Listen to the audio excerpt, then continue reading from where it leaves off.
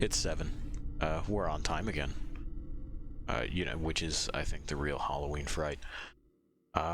We are gonna get back to being Alan. I haven't done the watch back yet. I did scrub through it and I saw that we were dropping a fair amount of frames there for the stream. Again, that's Comcast. There's not much I can do about it. I fucked with a few things on my end. Hopefully we'll be able to maybe duck around some of that this time. In any case, when we upload it to the VOD channel, I'll probably re-record the whole shebang and make sure that it's smooth for people to watch it somewhere, if they care to watch it at all. Anyway, like I had said last time, you know, there's really not much that I have to add to the story of Alan trying to find his wife through 2 different realities at once. But I do have a question for you, Lost Things, to ask yourselves as we go forward. And that's this. I just want you to consider, when did this story start? And we'll leave it at that. We'll get some noise. And we'll get some eyes. There we go. We'll continue. Oh boy. You couldn't take it? I see. Okay. Well, we'll quit to menu. We were doing some fucking sound level balancing. So, we're just going to have to go from previously on Alan Wake. The episode list. Has been kidnapped. Alan, please help me. Alice? You'll do exactly what I say if you ever want to see your wife again. I can't tell anyone except my agent Barry. Damn it, Barry, they'll kill her. You're my best friend, and I'm worried that you're not right in the head. The ransom is a manuscript I supposedly wrote that's coming true before my eyes. It happened just the way it was on that page. So dark. I have found only a few scattered pages. I want the entire manuscript. The deadline is in 2 days. I found Mr. Wake's pages. Good girl. How the hell did she get her hands on the manuscript anyway? I don't know. She's resourceful. I told you you were too hard on her. Listen, I found out all sorts of interesting stuff while I was digging around. Yeah.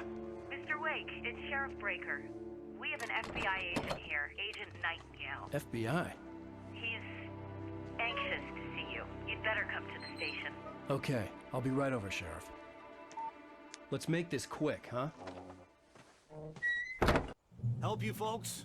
Name's Randolph. I'm the manager. We're looking for Rose. Works as a waitress. Randolph, not Randy or anything. Nice girl. Who wants to know? I'm Alan Wake. The writer, huh? I heard on the radio you were visiting. Well, I'll show you her trailer. That Rose, she's a nice girl. Always pays her rent on time. Fake leg, nerve damage, or both. Al, I found all sorts of weird stuff from the local newspaper's archives. This place Barry is Ketchup. crazy. Disappearances, mysterious deaths, urban legends come true, and get this, most Barry. of this stuff takes place around Cauldron Lake. Well, you ain't wrong, mister. The Indians thought the lake was a doorway to the underworld. Natives. I'm a God-fearing type. Randolph. I don't hold Natives. that sort of thing. Yeah, okay. Anyway, there was an island there owned by a guy called Thomas Zane. Now, some of the articles I found about him make him out to be a famous writer. Fake leg. A bunch of searches, couldn't I hear find clicking. a single thing he wrote. Zane was heavily into diving, so much Yeah, so the place came to be called yeah. Barry. volcano under the Barry. lake erupted in 1970. Barry. Zane went down Focus. Barry, focus. How about that? It was there in the Yeah. water, as if it had fallen from the sky. Thank you. But it would take a tornado to lift something like that. We're damn lucky it didn't crush any of the trailers. Come on, mister. I'll take you to Rose's trailer. I'm glad someone is addressing this because Barry seemed oblivious. He wanted to give me a history lesson. That's nice and everything. Oh, see, Randy's Hot Dogs. Don't fucking introduce yourself as Randolph, man. Nobody does that.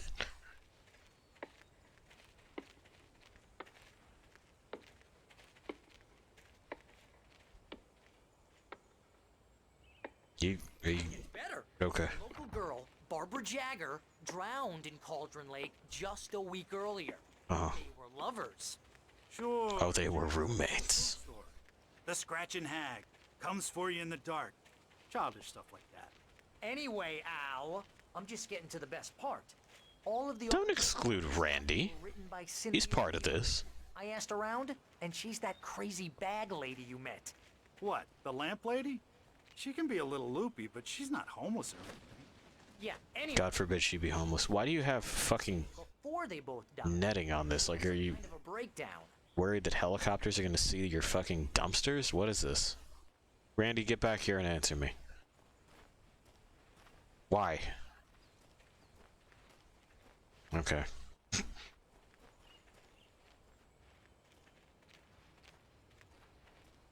Shouldn't we be concerned about how This here's Rose's trailer. pitch fucking black it is in there? You asking what you want with her? We're just here to talk to her, pal. We could, Barry, we could do better for, like, did you come here in cargo shorts? I'm sorry, cargo capris? Of course you did. Look at you. You don't know if you're coming or going, do you, Barry? That's what I like about you. Anyway, we could just be like, she's a fan. She asked us to stop by. She, like, wouldn't stop gushing. So I'm paying her a visit. You gotta fix that hole, Rose. You're gonna fucking break your ankle. Hello, how's your brain? Welcome to... Oh dear, Mr. Wake. Yeah, I saw that. I'm so glad you're here. Rose, you have my manuscript? Oh. Oh yes. Yes. Please, come in. Alan, come on, man. Hey, this is really good. Rose, Yes, my manuscript. I really need it. I understand. I know what you need. A muse to inspire you. Oh, Okay, even... Barry. She doesn't have anything. Yeah. Hey, Al? Al, what's... Oh...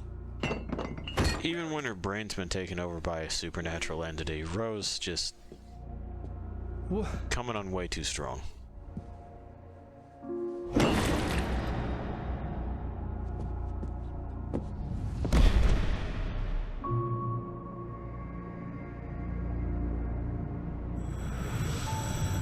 It's coming for you, hiding in my barber's skin. I'm too weak to stop it. You must turn the lights on. Okay. I promised I'd come visit you and your lovely wife. You must finish what you started. I insist. You must turn the lights on. Turn the light on. Back to work, boy.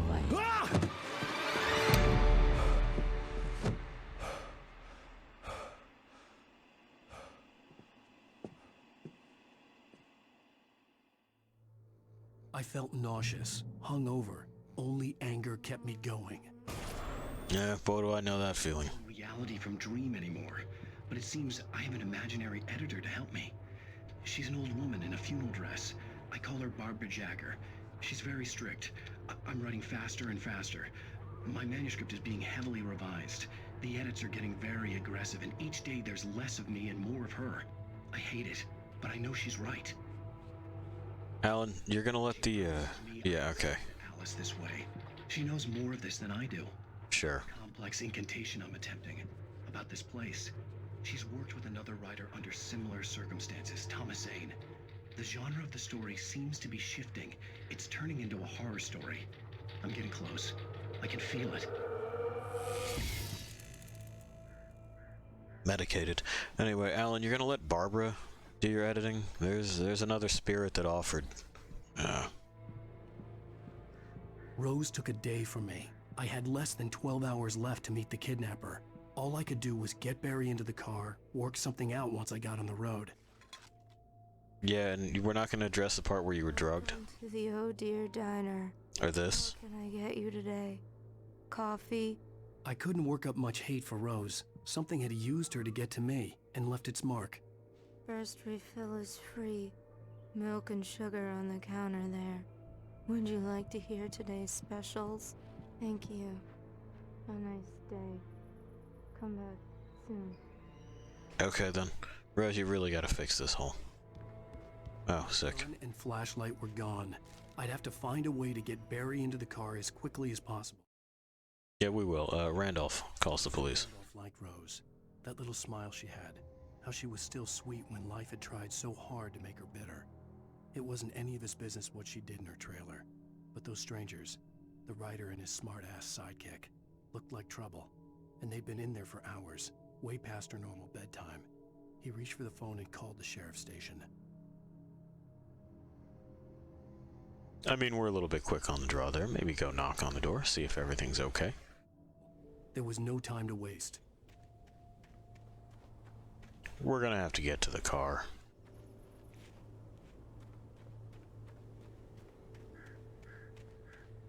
Because despite those sizable pockets on his jacket, he doesn't just, like, put the revolver in one and the flashlight in the other. Ooh, the radio. I just stepped outside to catch a breath of fresh air. Let me tell you, the weather's getting heavy. Nights like this make me especially glad I'm here talking to you and not home in bed. Once the weather takes a turn like this, I can't sleep at all. It's all tangled bed sheets and dark thoughts, punctuated by the occasional plunge into nightmare. Is it just me? Well, perhaps it is. But I hope I can make the night a little bit easier to get through. Caller, you're on KBF FM. Hey, Pat, it's Walt Snyder. What's on your mind, Walt? Well, I am the way you are, but, well, I can't sleep either, you know? I just been staring out the window here, trying to make sense of it all, but, I ain't been drinking either, you know? I just... Well, you sound like a man with a problem, Walt. I had a, argument with Danny. You know Danny, and, then I got in trouble with the law, you know, and, I'm just, well... I heard something like that, Walt. Yeah, well, you know, Danny's my best friend, and, they let me out on bail today, and now I'm just alone here at the window, you know, waiting. Man, and there's something in the air tonight, man. I was just outside looking up at the sky above our broadcast tower thinking the same thing. What are you waiting for, Walt? I don't know. You know, something's gonna happen. You know, I think I better go. Well, Walt, maybe... No, thanks, Pat. Well, good luck to you, Walt. Hang in there. Let's take a little break, folks. This weather's really something else, huh? How can I be sure? Well, I don't know about the plunge into nightmare. Not really something I experience, but restless nights when it's foggy and the stars are out. Yeah, I can sympathize. Anyway, we just saw darkness flickers over this way by the thermos that I do have to grab. I do need this. This is mine now, Randy. This is mine. Now everybody's got that fucking hole. You guys gotta take better care of this. Also, your open sign isn't lit, but you're clearly there, and I would like a hot dog. Randy, do you have chili dogs? This is important.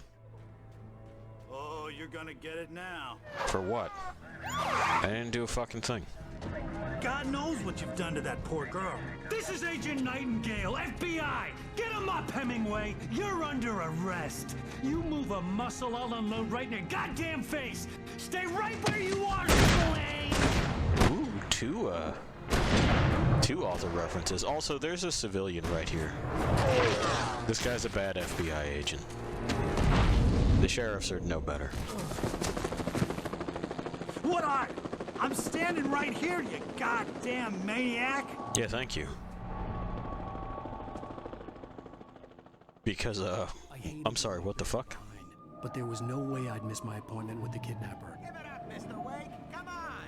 Take it easy. Don't let him get away. Well, we're on the run from the cops. We knew it would come to this eventually. There's just no other way it could have gone for us lostlings.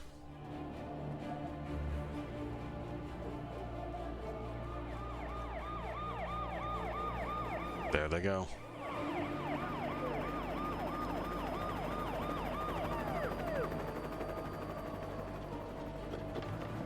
They brought in helicopters and everything. What did they tell them exactly? This is... Helicopters are expensive. Damn. I'm not entirely sure why it is that all of this has been allocated to following this one dude.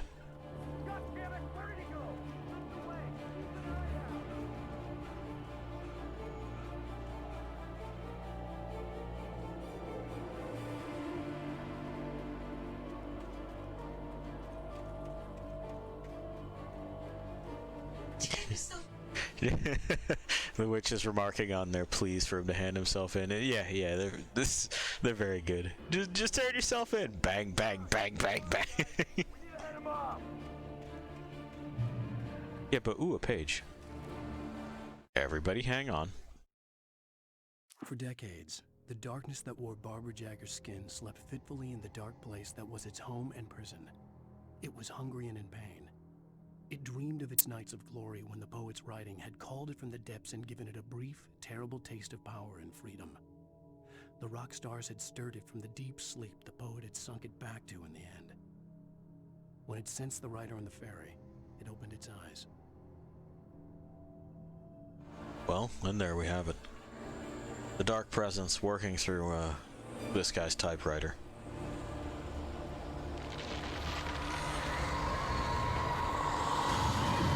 Good luck, cops. I know, right? It's crazy out there. Hey, listen, do you... No? We got nothing in here? Nothing and nobody. Oh, wait. There we go.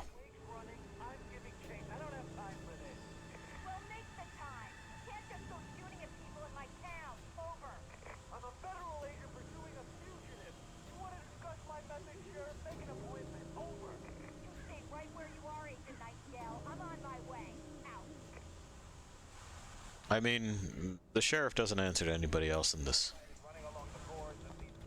county. She would be able to call in and be like, hey, what the fuck is this guy that you sent over here doing exactly? And get the whole story. She doesn't make that phone call near as I can remember, though. That would fuck up the plot.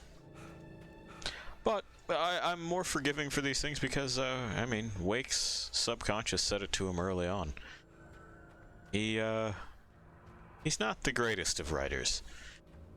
He's, you know, mostly about cheap thrills and little bits of pretentious spice peppered in on that, and that's what he does. And this is a story by and about Alan.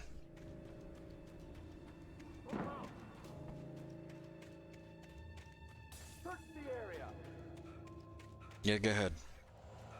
I suppose you're gonna blame me for the wrecked cruiser too, huh?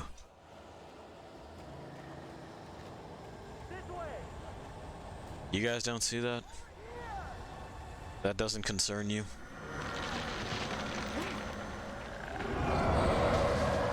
Well, we concern them now.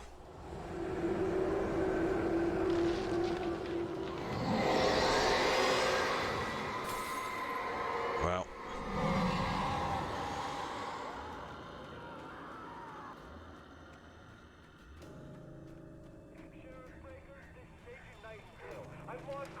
This horror was everywhere I went, circling me. The cops didn't stand a chance. They were after a writer, not a monster. Got him.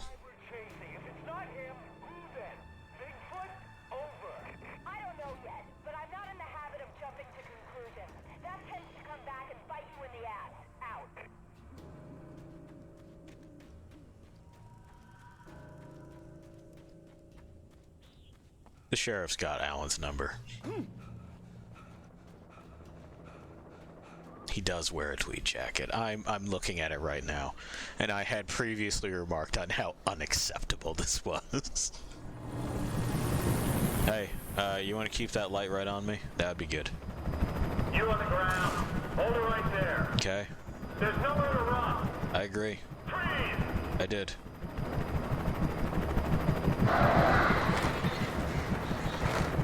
You see that? That's a problem.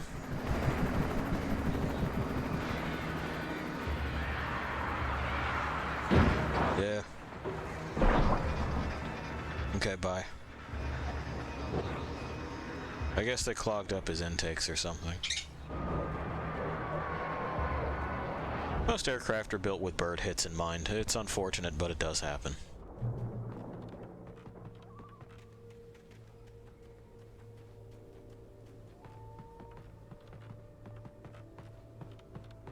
Is there anything in here that we can use? Oh, there's at least light on. Ranger station. Map of the area. Some binoculars. A radio. This is James. Mulligan, Thornton, come in. Over. Thornton here. James, we got both Wheeler and Rose in custody. They didn't put up a fight or anything. No shit. Hey, Mulligan, what are you doing? Come on. Sit down and give me that. James, Mulligan here. Over. Go ahead, Mulligan. Over. We got Wheeler and Rose here. Wheeler's drunk or hopped up on something. Speaking of which, that Fed had a pretty distinctive whiff of Otis Scotch about him, if you know what I mean. Over. I don't have anything on that, Deputy Mulligan. Over. Well, whatever. Anyway, Rose is just being plain weird here. You better get Doc in to take a look at both. Over. Gotcha. You better get them here quickly. The, Fed's gonna want to interview Wheeler. Over. Oh, yeah, I'll bet he does. Looks like they have a lot in common. Mulligan out. I like Mulligan. Mulligan seems like a guy I could work with.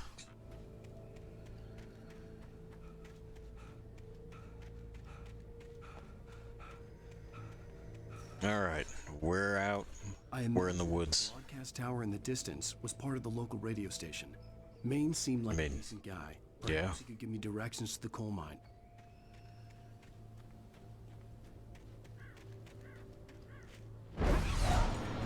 Well, we're not opening that without a light. Unnatural. It's angry. Swung to the gate. The darkness that was after me was trying to stop me. I wouldn't get through without a light. Yeah, thanks, Alan.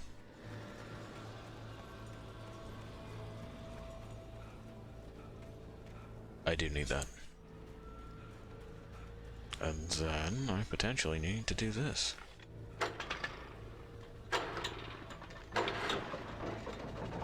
There we go. I don't think that should be happening. It's not a hose where it can just be leaky. That's just coming out of the ground. Extremely dangerous. Anyway. The old generator conked out. I'd have to see if I could fix it and try again. Yeah. Well, I mean, oh, good. We're just gonna kick it back into place. Ha! There we go.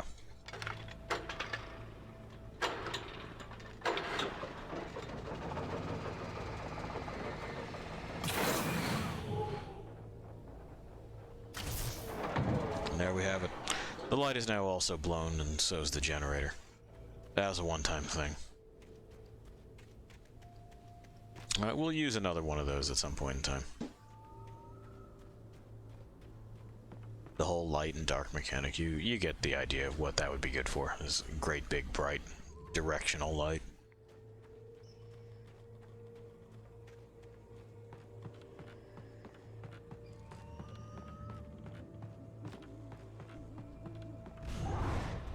Well, the gate's also angry at us. But it looks like we've finally been given back one of our chief tools.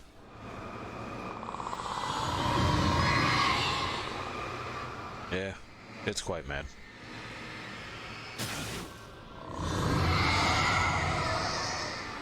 Okay, alright, alright. You gotta get both halves of it, otherwise it'll just keep being mad at you. There.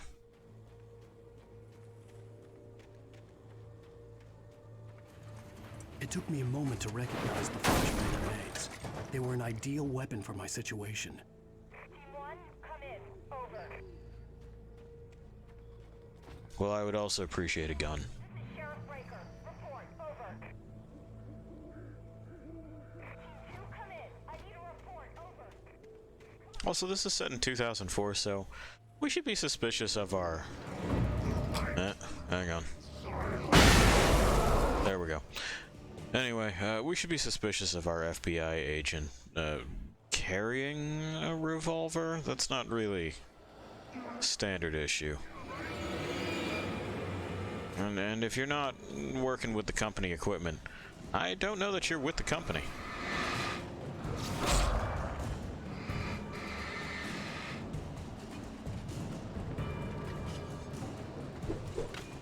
I'm saving these flashbangs for more important things. Fuck off.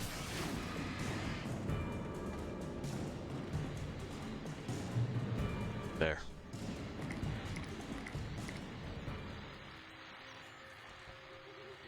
And here's another call. You're on KBFFM with Pat Maine. It's Milt Peabody, Pat. What's on your mind, Milt? Well, I live near the trailer park, Pat, and there's a big ruckus going on over there. Well, that's just up the road from me, too. What's going on, do you know? I don't know, but there's a bunch of police cars there, lots of sirens, a helicopter buzzing around, and I think I heard some gunshots. Gunshots? Yes, sir, like from a pistol. So can you find out what's going on? Because it's just next door and they're popping off guns there. They're still shooting? No, it was maybe 10, 15 minutes ago. It sounds serious, Pat. I'm telling you, it don't sound like no party. Well, I'm certainly going to give the station a call, Milt. Okay. You'll hear it here as soon as I hear from them. Okay, thanks. Milt, call the fucking cops yourself. It's been 15 minutes. Oh, Milt.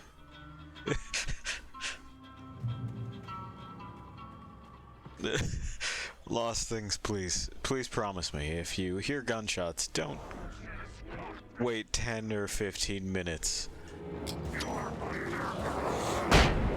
to, you know, call the police. Do that sooner rather than later. Okay. Let's find out what happened to Rose. Touched by the dark presence, Rose was lost in a dreamland where everything was drawn in black and gray crayons. The old lady had promised her that all her wishes would come true. She would be Alan Wake's muse. She was smiling so hard it hurt her face. She crushed a bottle full of sleeping pills into the coffee. Deep down inside, she was screaming in terror. And there we go, some insight into what it's like to have this other spirit riding along. Apparently not pleasant.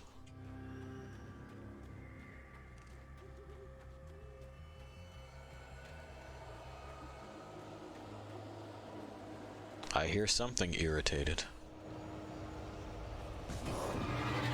Oh, hey.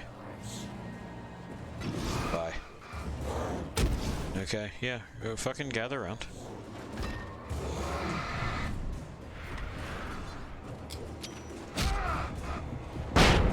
There we go.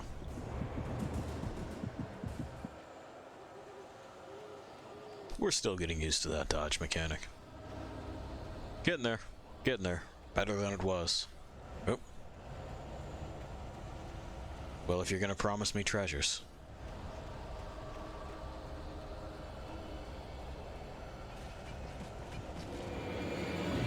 Oh, come the fuck on, man. I'm trying to get treasures. Fuck off. Jeez. Trust no one in the dark.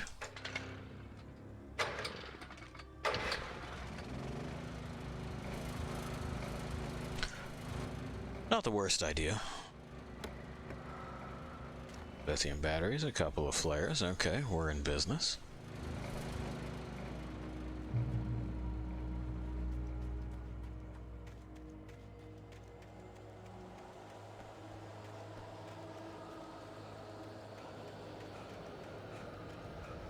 Is it possible for me to get a gun from this cop car?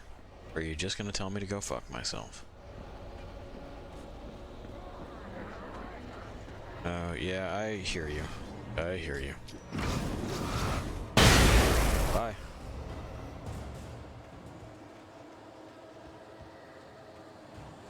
Oh, some more flashbangs. I'll take those. Those are handy. Up the road we go. Towards some kind of light. Might be the gas station again? We might be back there.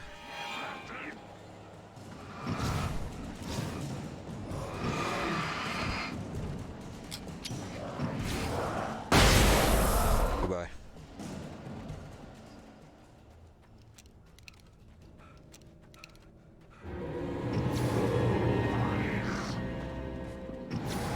You freeze. Yeah. Fuck right off. Dickhead. Bye. Goodbye forever. I hope Maine could lend me a car to get to the coal mine. It's Lorna Miles. Oh, why, hello, Lorna. What do you have for us? Well, I just don't see why the cops found him with the tree. But I do need this. I hope he doesn't mind. The sheriff should be helping us normal citizens instead of wasting resources on those people. Well, We'll have to try to sort themselves out. I'm sorry, but my granddaddy settled in Bright Falls in 1911. well, thank you So those, for that, I guess they're reflections? Lorna. Okay. Voice of Pat Maine. All night, every night.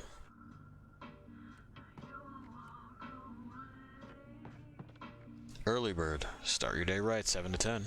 Surprise, the famous writer Alan Wake just walked in. Folks, I'm going to see if I can talk him into an interview. That would be nice. Come on in, Mr. Oh, I'm so glad you could find the time to do this, Mr. Wake. I'm under arrest though, Pat. Nowhere to run now, Dan Brown. Dan Brown, God. Don't hurt him.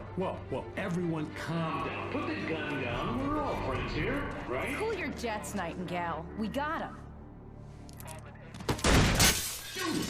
What the hell's the matter with you? There's a civilian in there.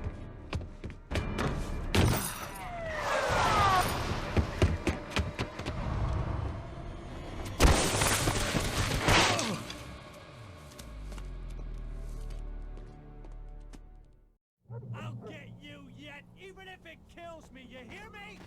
You hear me, H.P. Lovecraft? Yeah, how many more authors do you got to throw out there? That's what you get for naming a book The Sudden Stop. It was probably good I hadn't had the chance to tell Maine where I was going.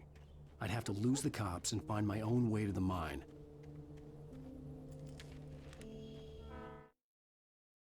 There we go. Nightingale stared through the broken studio window into the dark woods.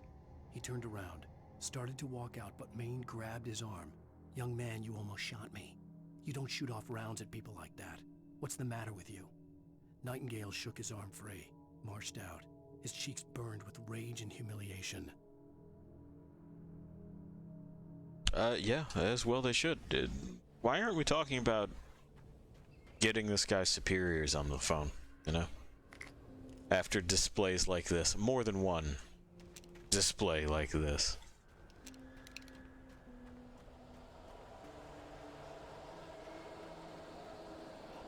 We're doing it again, aren't we? Yeah. Ow.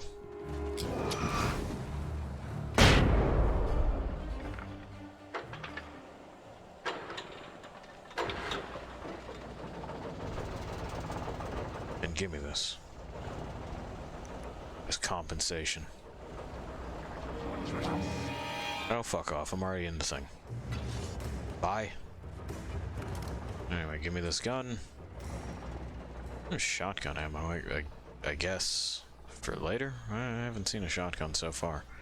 But, better than nothing.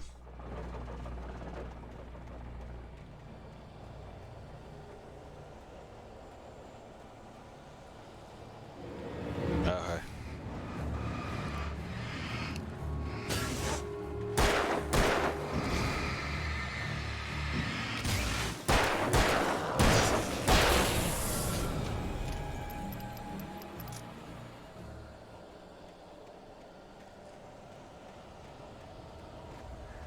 They'll show up again, guaranteed. There was no sensible reason for the power company work lights to be here. It was almost as if they'd been left for someone like me to use.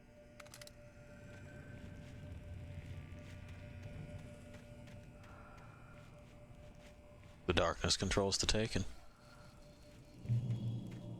So again, we have shotgun ammo and a shotgun. Handy.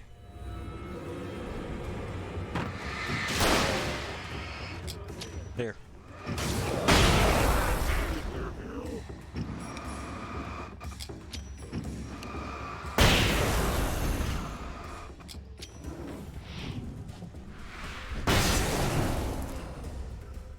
We've done it again. We simply cannot be stopped.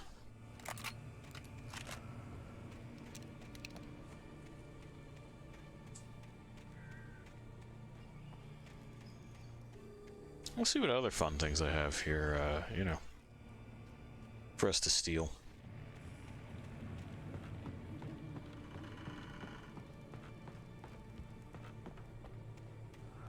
In light, you can hurt them. We know that to be true.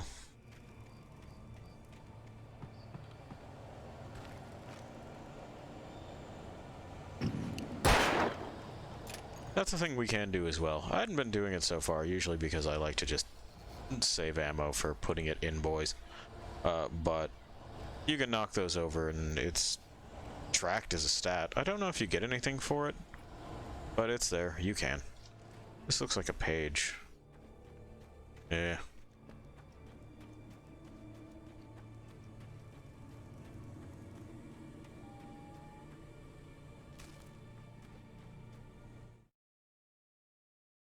The bulldozer's engine roared to life. Mud and rocks flew as it fought for traction. It crashed through the concrete wall and landed heavily in the yard. If it were an animal, it would have shaken its head after the impact, fixed its eyes on me, and charged. Of course, it had no head, nor eyes. Shadows crawled on its form, twisting it into a monster. Then, it came for me. Looks like we're gonna fight a bulldozer.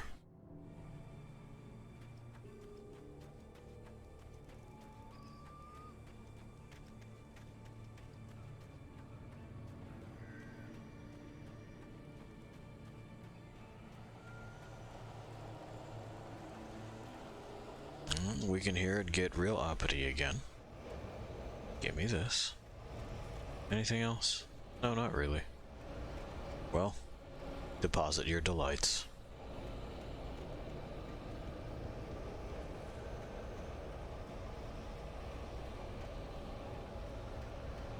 Ooh, another page. Well, I mean, we're just going to have to jump right in there. Sarah trusted her gut, and her gut said Agent Nightingale was an asshole. He felt wrong, and it wasn't just the smell of stale booze.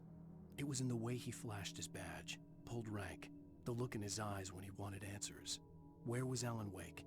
What was this about an accident? Where was his wife? And most importantly, why did she let Wake go? He wouldn't answer her questions. Federal business was all he'd say. Well, that's not actually something that he can do.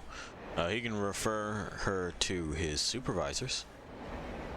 You know, whoever is handling this, issuing orders. But he can't really refuse to cooperate with, you know, the county's jurisdiction. Hello? The most stubborn man I've ever met. Alice? Alice? Alan. I'm so afraid. Keeps me in the dark. Please help me.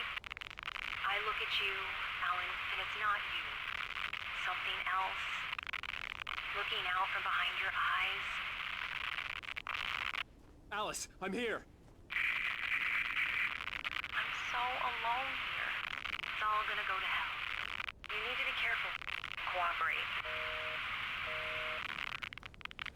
The connection had been terrible, but that wasn't the only thing that hadn't been right with the call. She sounded wrong somehow, but she had called me. Well, it sounded like it was stitched together from, like, you know, a number of clips Alan. Like, it didn't sound like a person speaking that. It sounded doctored. Okay. A possessed object. Ooh. The pipe wrenched itself loose from the bridge's steel framework. Wrapped in darkness, it floated in midair, twitching. For a moment, I didn't understand what I was looking at. The heavy object lurched at me with impossible force. I threw myself out of the way, but just barely. When I turned my flashlight on it, it shook in a dark rage before it flew at me again. Well, there we have it. Our manifestation of darkness has basically as many arms as it wants. Pick things up, throw them. Its aim isn't great, but I think that's because it's not terribly good at just being in the physical world and little experience with it. You know, babies also don't have good motor control. Oh, we're full on that. Excellent.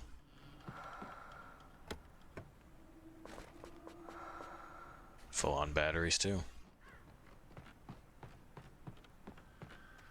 Yeah, hey. Now. They're just lining up to take a shot at your friend. There we go.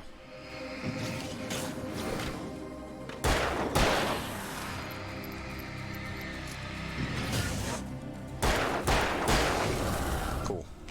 Now, I'm going to go and pick up that extra ammo. That's mine.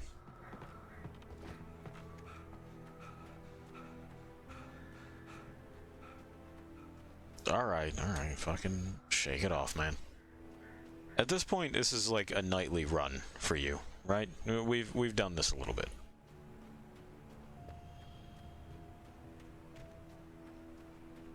I could see a railway bridge up ahead, and a warehouse of some sort on the opposite shore. I hoped I could find a car from there. Yeah, maybe. Follow. Pi, we are gonna follow, though.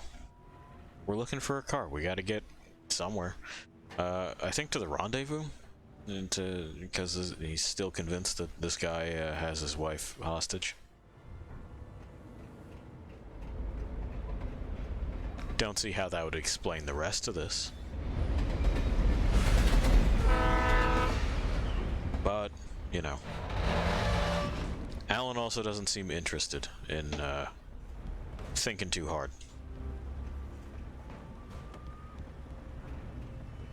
The darkness that was pursuing me well, was growing stronger, and it was taking over everything in its path.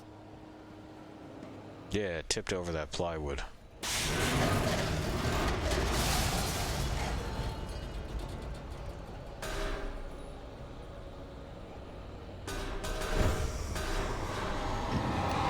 There we go. We can solve this problem, though.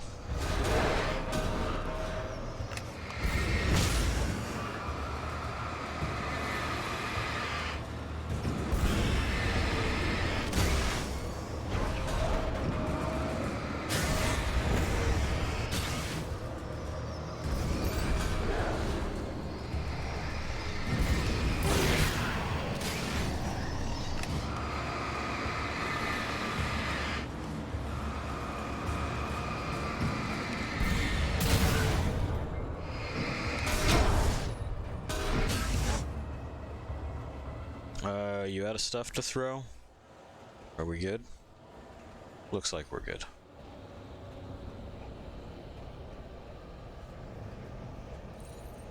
So we can see that, you know, kind of like the other organic things that wind up under its influence, inorganic things also are vulnerable to just kind of disintegrating when exposed to enough light.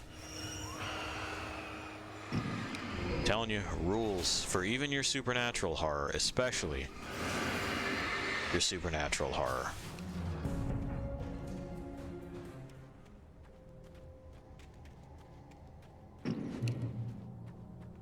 And we also could have plugged that. That's one of the barrels that actually does go up. See, because it's actually a gas canister. It's propane. Makes sense. I see that there. Is there anything else to snag? We'll keep that in mind. Okay.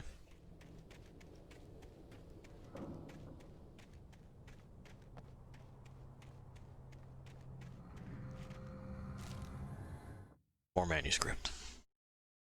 I slammed the door shut right in his smug face. He pleaded for me to open the door. True to form, the asshole actually thought I would obey. I had no sympathy left, no guilt either, not for him. I took a moment to savor the scream. I bet I had a smile on my face. It was all that I had time for. The dark presence was inside the lodge with me. And it seems like we may know the fate of Agent Nightingale already. Perhaps before he does. As a teenager, just starting to get interested in writing, Stephen King had been a source of inspiration to me. That's a shame. I thought about all the inanimate objects that had come to life in his books. Yeah, exactly. No one is safe in a good horror story. Certainly not the protagonist. That's what makes them fun. This was anything but. The darkness could possess anything, and it was getting closer. Well, it's not fun for you, Alan, but I, as the title would suggest, do wish that writing was this cathartic. It's not.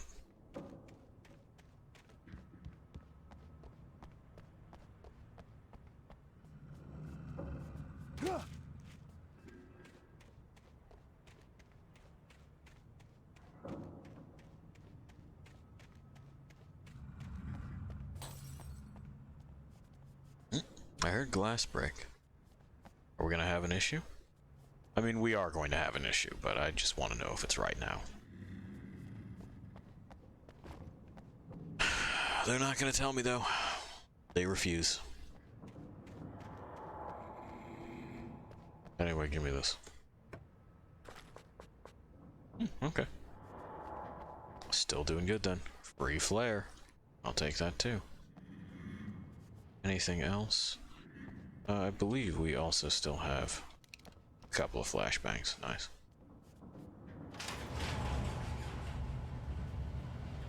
Oh, there we go. I didn't, but I probably should have.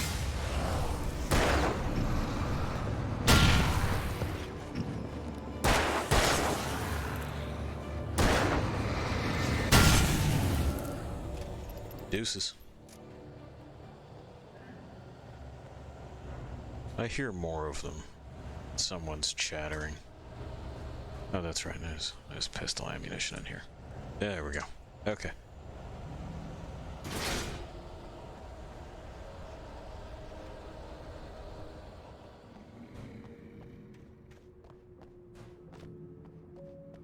Okay, it's done being angry for right now. It'll throw things at me in here, I'm sure. Oh no, hey.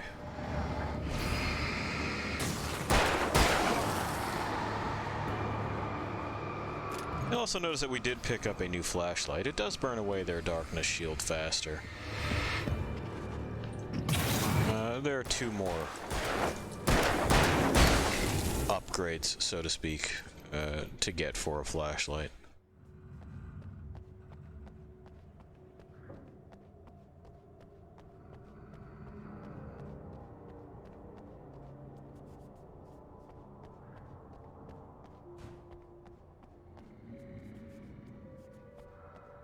In the light, you can hurt them, yeah.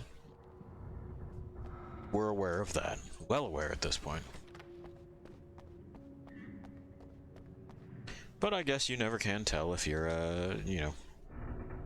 some kind of light-worshipping, we'll say organization. We don't know if it's a cult yet, and I don't know if it's religious.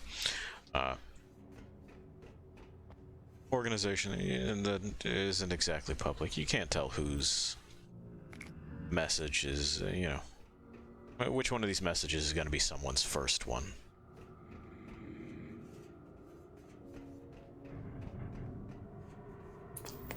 You can, however, watch an episode of Night Springs. Existence for granted, unaware that they are merely a thin veneer of desperate self-delusion, covering a vast cosmos of madness and horror. All too often, the stars are right. In Night Springs. Tonight's episode, a family occasion. Journalist Alvin Derlis' trip to study the local customs of an insular community in Night Springs has been less than successful. Until tonight. Well, I'm glad you changed your minds about this. Ancient customs, local mythology. My editor loves this kind of stuff. Well, Mr. Derlith, we don't want to feel like we're on exhibition, but you have demonstrated the seriousness of your intent. Oh, I am serious. Really, just do your thing. I'll stay out of your way and observe. Actually, I thought you could assist us. I'm afraid we are a man short. It would provide you with an intimate perspective. Could I really? Of course, Mr. Derlith. Well, I guess that's the least what would I have to do? Oh, here. Let me show you with a kiss.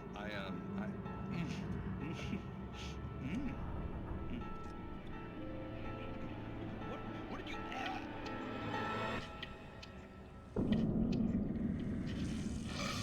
Oh, Mr. Derlith, you have well pleased Nixie Perka, the dweller in flesh. Your body shall host his 1,000 young, and all shall be glory.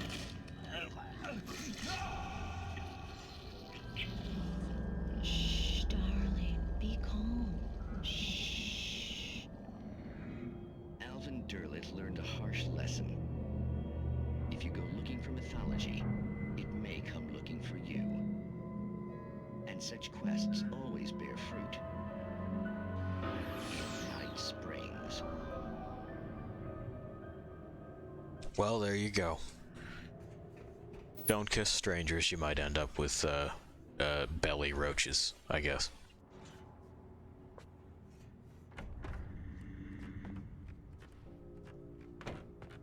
Ooh. This is just an embarrassment of riches. The darkness surged towards me, sucking everything loose from the ground into its depths, tugging at my clothes. I saw the flare the kidnapper had dropped and threw myself towards it just as I felt my feet leave the ground. The darkness embraced me with the force of a tornado. Somehow I managed to light the flare. The darkness roared and cast me away. I fell toward the dark waters of the lake far below. And we can expect to fight a tornado at some point, too. Okay.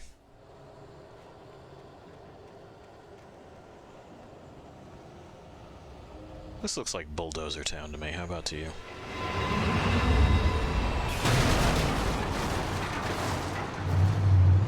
There we go. I mean, it's not exactly twisted into a monster, Alan, but it ain't great. I wouldn't recommend it. Here. You guys play with that. And I will surprise you fools by, you know, showing you that I kept these flashbangs.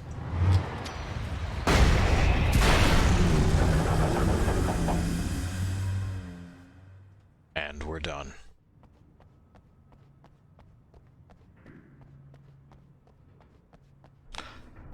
So sometimes, you know, you want to save those things, like your flare gun, your flashbangs, for big stuff that is otherwise a huge issue. You can't shoot it with your guns, because that doesn't make sense. We can blast the bulldozer, but it's probably not going to care. The only way to do it is with the light. So many flares. Oh, hey. You guys still just rolling around having fun?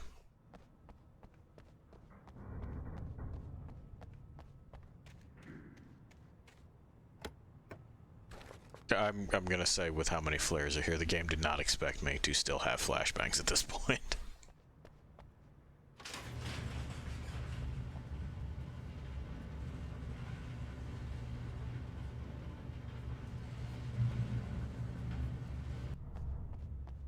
Free car.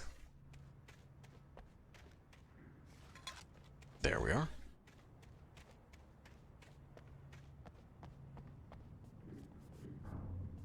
Anything else to take? Any other secrets? Doesn't look like it. Well, right falls light and power.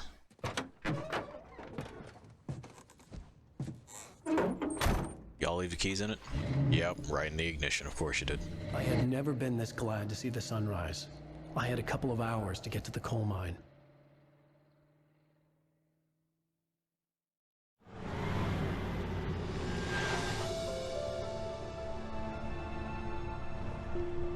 The coal mine wasn't far now. Why'd we stop then?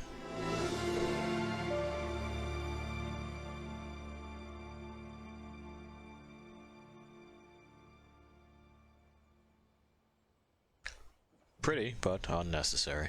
Today? Oh, the dumpster's leaving. And he would give me. There we go. I wouldn't give him any other choice. A drowning man will clutch at a straw. Okay. But he still holds all the cards, Alan. Without realizing it, I'd come to believe that the story in the manuscript was coming true. The current of its narrative had taken me deeper and deeper into dark waters. Alice had been taken from me. Barry was probably in jail. I was a fugitive from the FBI. The whole world taken over by the Dark Presence was trying to destroy me. It all felt real, but it matched a textbook case of insanity.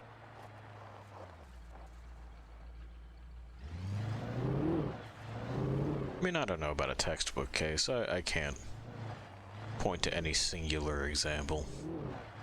It definitely seems delusional, but diagnosis would mean a whole lot more work than we've got time for, Alan. So is the coal mine entrance up there? Is this anything? I don't know. We also had the option to hop in that green Jeep thing. There's a number of vehicles you can drive. I don't know how different their characteristics are. They don't super seem to be that different. Maybe there's a HP value that's intrinsic to them. Oh, this is a checkpoint. Oh, this is radio. This is Pat Main, and you're listening to KBF-FM. Folks, I want to apologize for kind of abandoning you to that looping music track last night, but I was detained. You see, I encountered a big-shot G-man with an itchy trigger finger who could use a lesson in manners and a boot in the ass. Not necessarily in that order either. Now, folks, I know I'm not being very informative here, and I apologize for that. I really should just keep quiet, but I'm just so peeved right now, because some people just shouldn't be carrying badges. And I'm just glad that our Sheriff Breaker was there to straighten things out. And if someone I met last night is listening, let me just say, I'm sorry if my mouth got you in trouble. I'm pretty sure you're not the bad guy here. Godspeed, son. I hope you know what you're doing. Now, on a lighter note, I'll be talking to Dr. Nelson all morning. But first, a little music. Well, we appreciate it, even though he's just so ding-dang gosh darn peeved.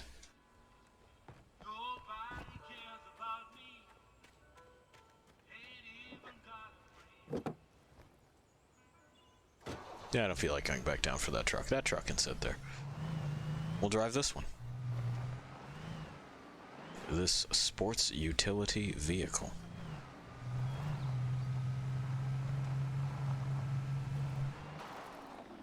Slow, visibility limited. Yeah, it's a blind curve. Hill. Trucks use lower gear. That's not for this kind of vehicle. That's typically if you're towing something. Or if you're in a much, much, much heavier truck.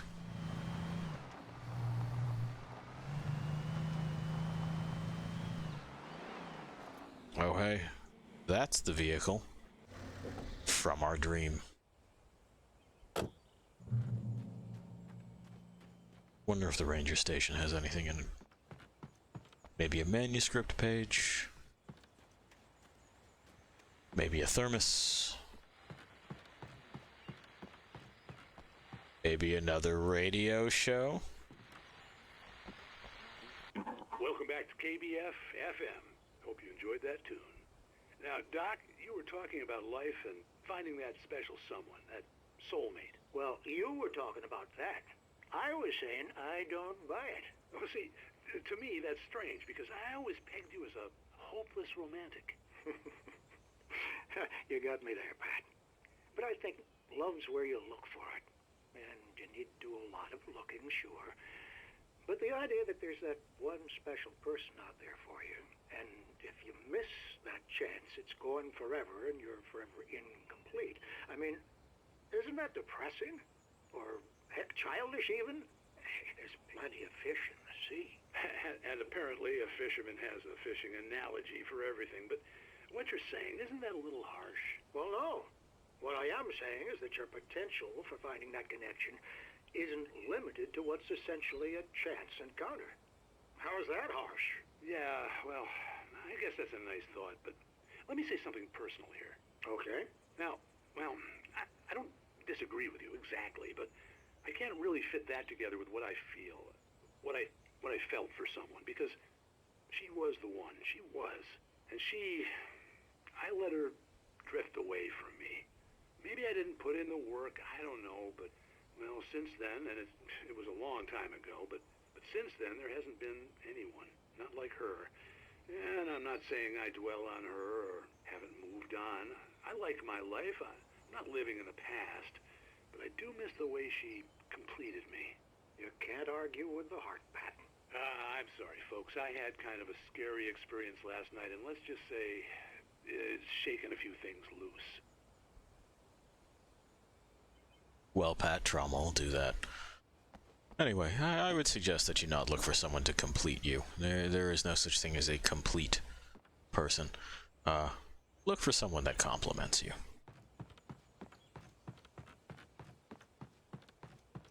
The witch is correct. Also someone that challenges you. You do want to be challenged.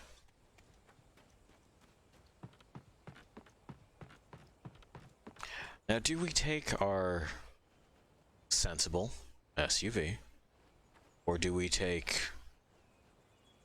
what looks like someone's restoration job? I'm going with the SUV. I know it's the one that we had the dream about, but, you know, fuck Alan's dreams. They're kind of bland. Which is really the most unkind thing that I could say about any of this, is that Alan's dreams are kind of bland. And he assigns far too much importance and assumes that his nightmare about hitting a hitchhiker and that hitchhiker coming back to kill him is, ooh, just wild and weird.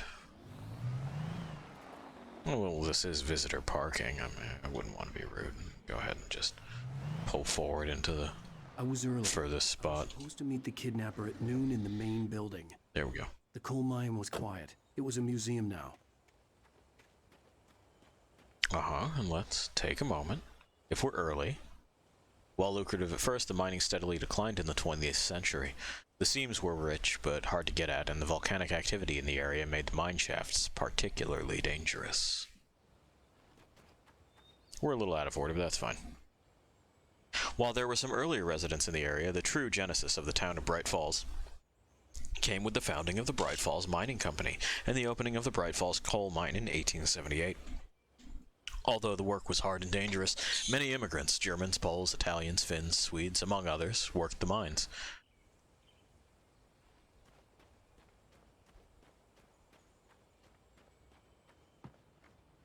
We got some examples of mining equipment. Some of them are just JPEGs, that's fine.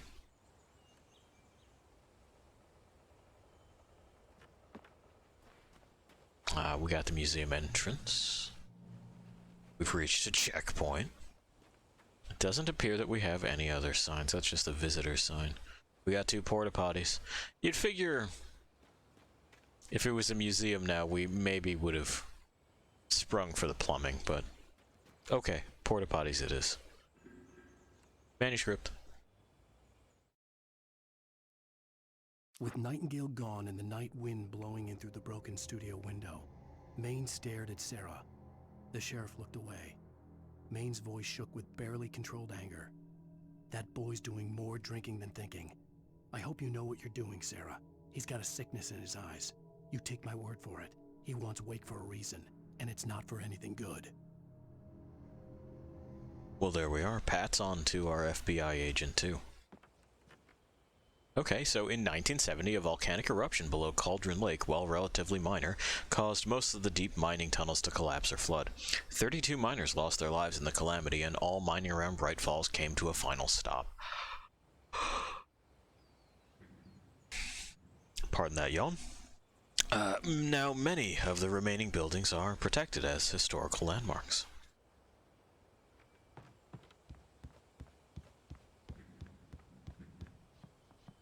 Bright Falls Coal Mine, Washington Mining Corporation.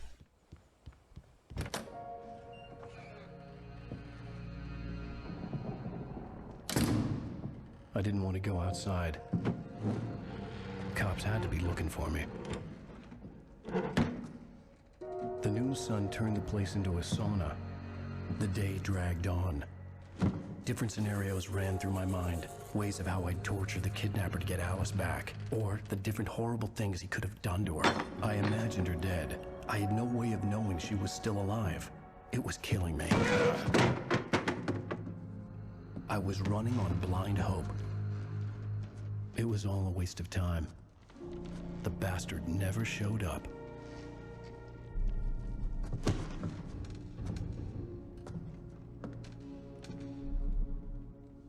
Stood up for ransom negotiations. Wait, Where the hell are you? change of plans. You know where Mirror Peak is? It's a big mountain north of where you are. You follow the path from the mine, you can't miss it. There's a lookout point there. I'll be waiting. I'm through being jerked around by You you. want to see your wife alive? Because if you do, you better watch what you say to me. Do we understand each other? I want to talk to Alice. Yeah, and I want the manuscript. Don't keep me waiting, Wake. Hello? Yeah, okay, but maybe I don't show up unless you prove that she's actually there. I had to get to Mirror Peak. Well, that's locked.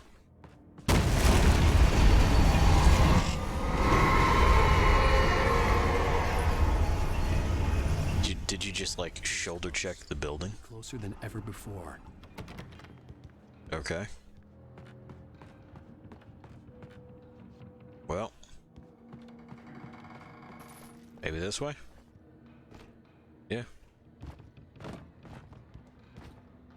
Alright, I mean, I did enter through that door, but it's locked now.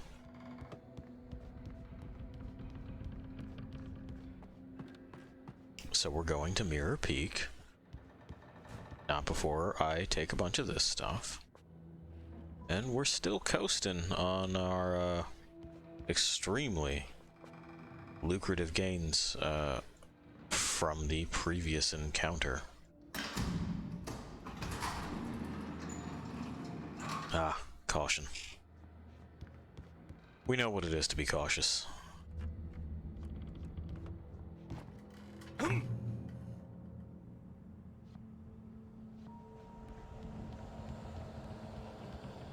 But also,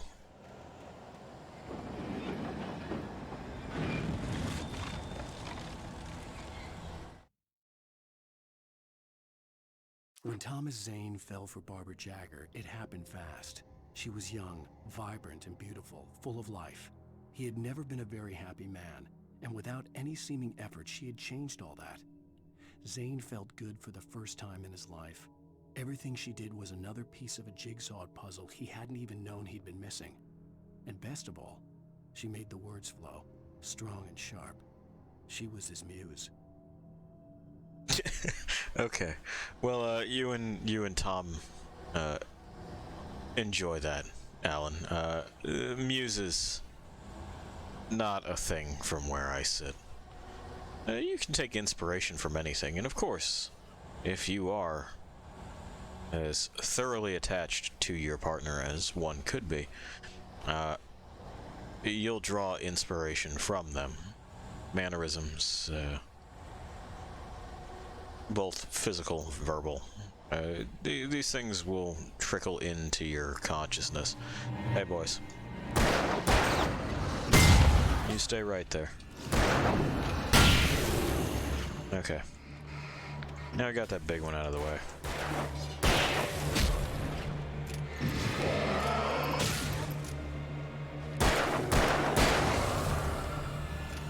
We can move on with the rest of this. Come on, man.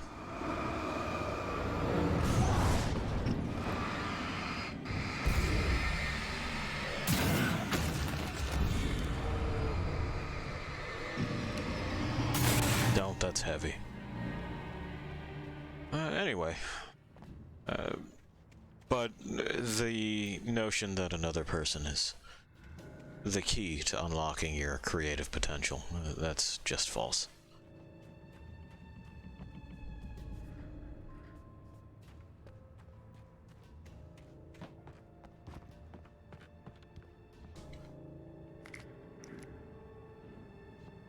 And of course adding the caveat, you know, for my experience.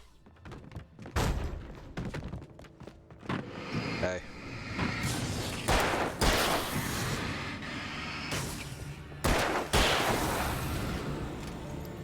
Alright. I guess they were going to try to close this other side, or no? No. Just the one side. Okay.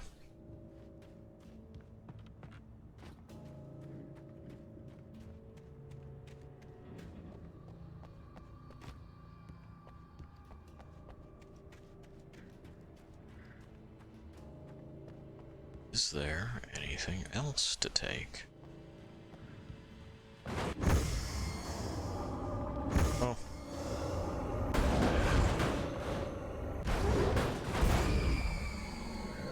That's maybe less than ideal.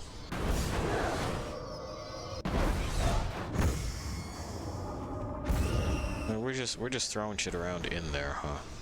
Okay. Well.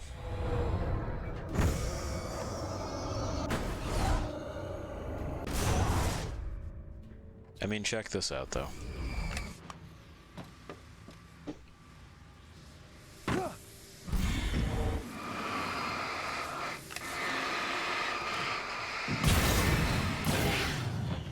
You see what I'm saying?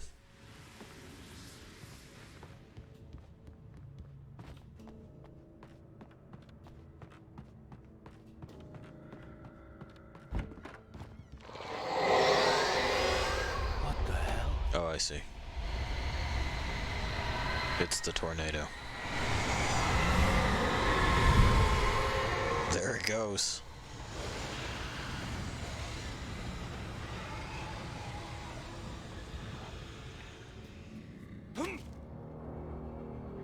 The only way to reach the hillside ahead was to go through the building.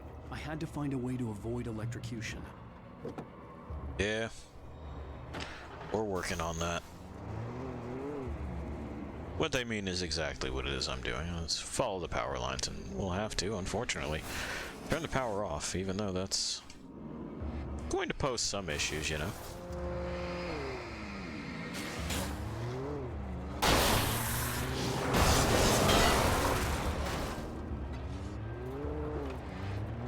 Yeah, no, this is...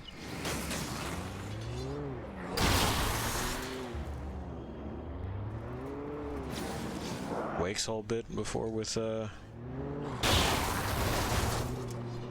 talking about the thrill of writing. I don't know, man.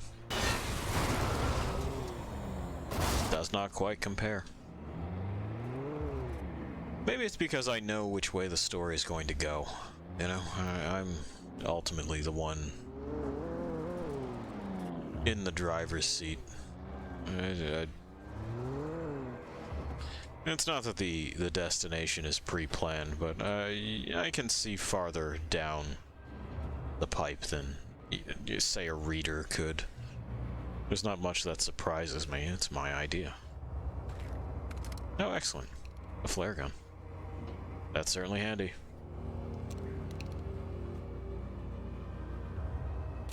Touch. Okay. We've done that.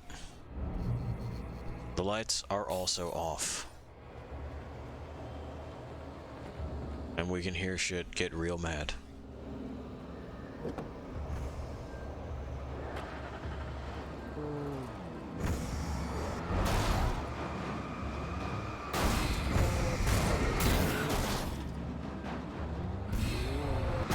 Sounds aggressive.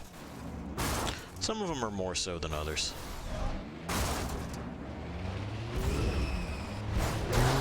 And when this breaks, it'll just kind of kick us out of it.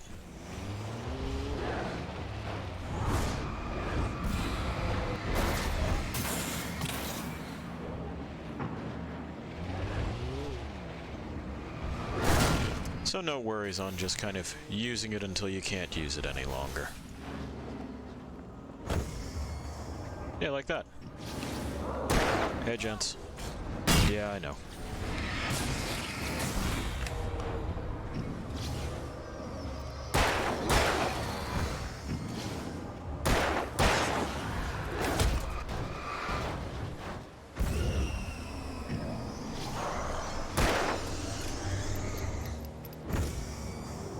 So how many of what? Ouch. Well, we'll try that again.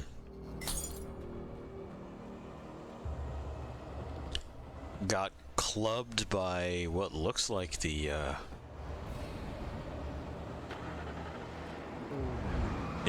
the part of it all that makes contact with the track. That'd certainly be enough to, you know, kill an adult human man. Got it that time. Alrighty. Back at it.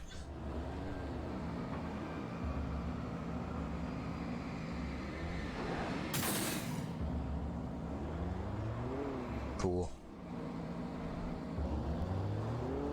Oh, I see, there was more than one.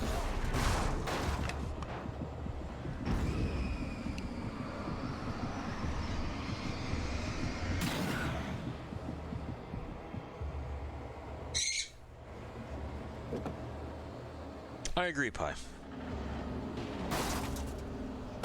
I do genuinely appreciate the light and dark mechanics that they've got set up here. I think they're good. There we go.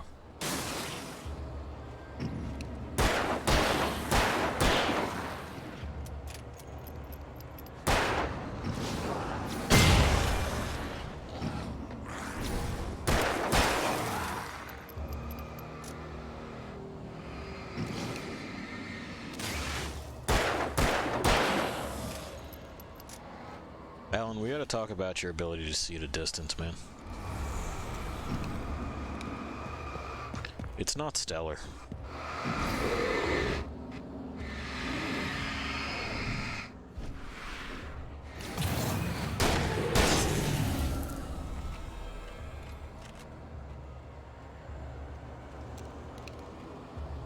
Okay. Well, let's see what else it'll throw at us. Another one of those, apparently.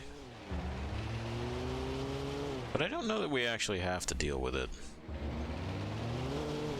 It seems like it's hurled it somewhere that it can't even get to, so... you know, have fun with that. We've reached a checkpoint.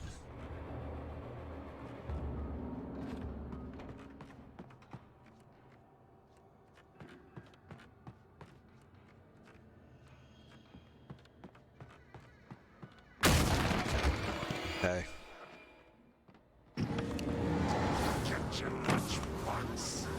It's true, you don't want to forget your lunchbox.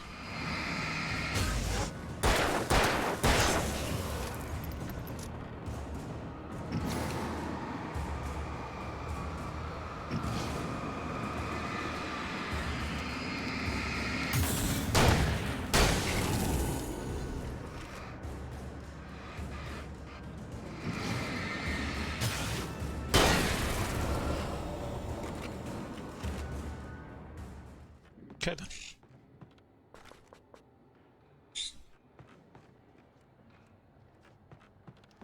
That guy was very kind to remind us to, you know, bring something to eat. Physical labor is no good on an empty stomach.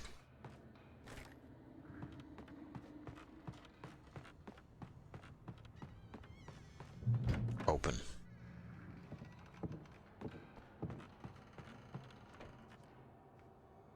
Oh, shit, we've gone in a circle again. Or at least a room that's very similar. Oh, hey.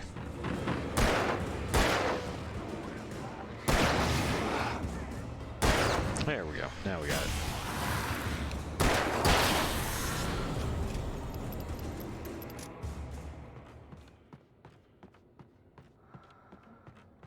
We're again being advised to trust no one in the dark.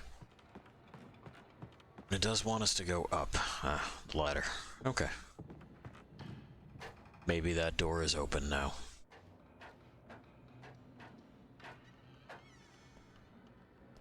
Oh, a thermos. And a manuscript page. Thank you.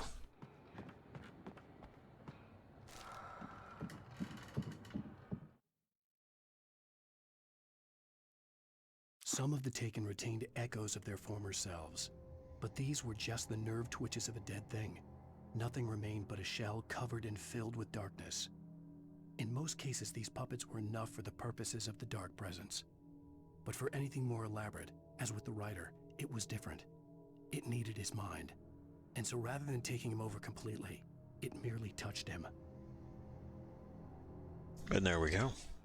The Dark Presence, whatever it may be. Also, hey, Telltale Red Lounger. Has different levels of influence that it can exert.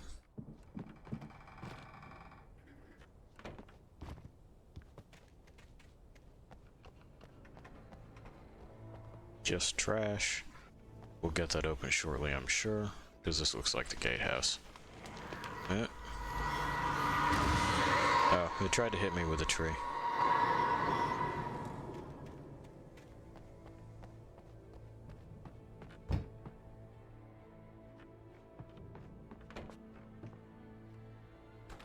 Simply wasn't to be, though.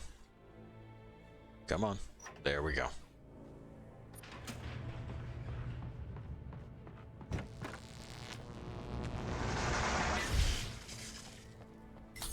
Oh, like everything else, it fucking broke. There was no way the flashbang grenades were standard power company equipment. Nope. You're correct. Be kind of sick if they were, though.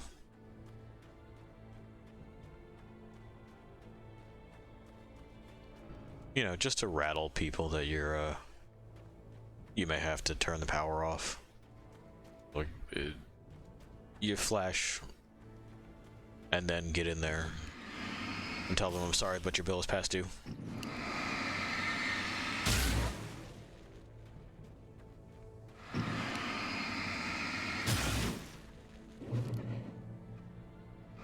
I don't know if we established it before, but this stuff will hurt if I step in it.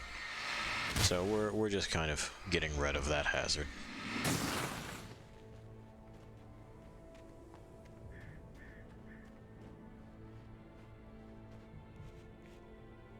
Nothing. Okay. I see you, I see you.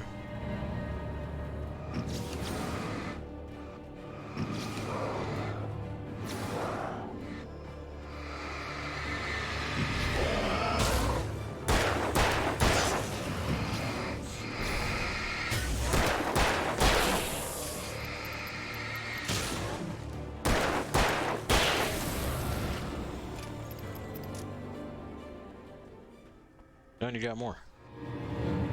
Okay. Well, tell you what, gents. Did not phase the big guy. That's alright. You stay right where you are.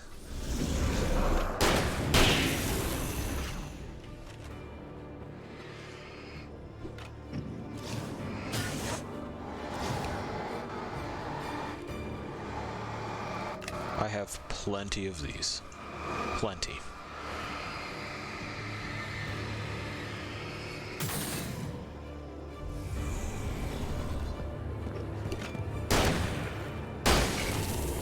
There we are. Okay.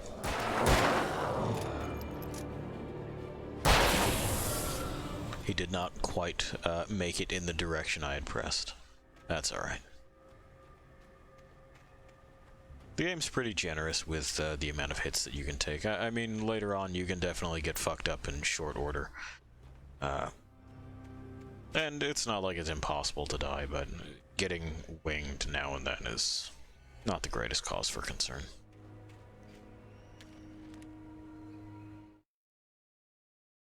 I stared through the bars of the jail cell. Barry stood behind me, swaying on his feet, looking as ill as I felt. Agent Nightingale stood on the other side of the bars with Sheriff Breaker. Nightingale had a stack of manuscript pages in his hand. He seemed unhinged as he gloated. Well, I've got you now, Raymond Chandler. It's all here. All the evidence, including conspiracy to murder a federal agent. God, that's another one. He just keeps pulling out authors. Anyway, I'm going to leave you with that just a moment. I'll be right back.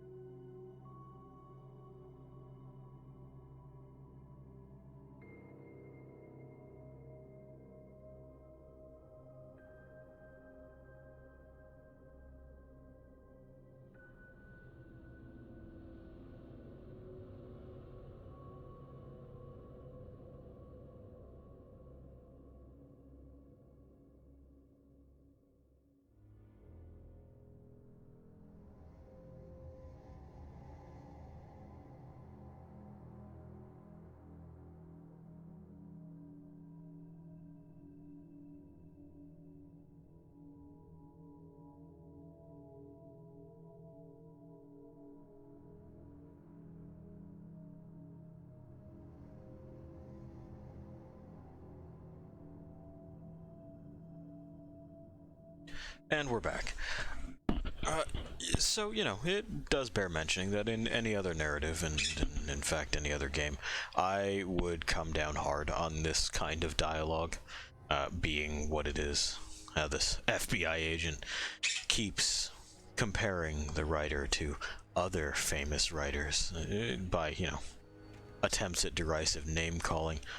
But because this is framed the way it is, and Alan is the kind of character that he is, and, you know, that this is his story, it's another prime example of how I can't really fault it for that, because, yeah, of course this fucker would be like, I'm like H.P. Lovecraft, I'm like Stephen King, I'm like, fucking Hemingway, yeah, that's me. That's how people would say stuff to me, because I'm just as good as those guys.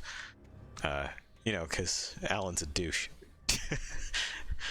So it all just ends up working with the interpretation of the character that I've already kind of got rolling around in my head.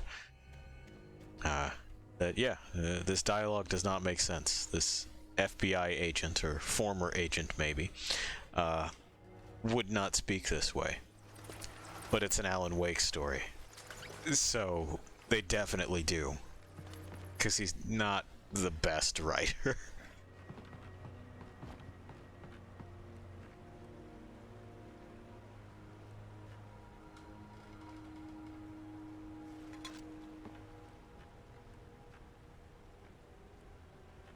There we go. A little precarious on some of the platforming, but You know, you're looking at the game. You can imagine that the platforming is not the greatest. Not really built for it.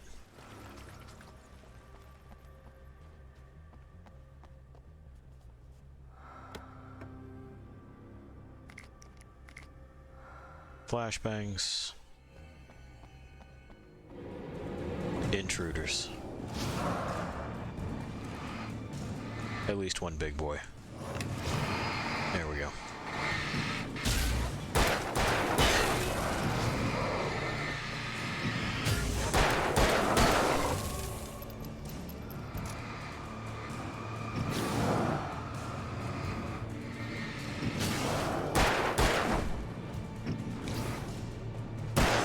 There we go.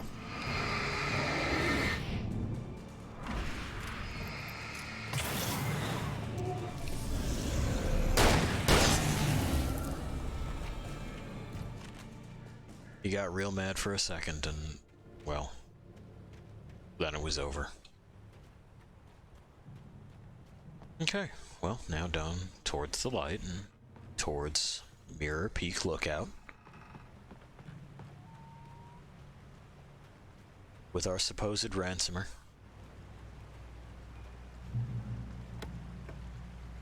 Who, despite, you know, us getting to the meeting place and agreeing to meet him there, has decided, no, that's not good enough. We're gonna need to do something else now. I was going to give the kidnapper all the manuscript pages I had for Alice. If that wasn't enough, I'd hold him at gunpoint and make him talk. Okay, sure. I'm glad that you decided on this pump action, though, Wake. The double barrel is fine. You know, either a side-by-side or an over-under. But, like, you know, a little antiquated. This doesn't appear to be for anything right now, but I see other blinking lights in the distance, so let's find out. We're gonna do that thing where we fuck around and find out. There.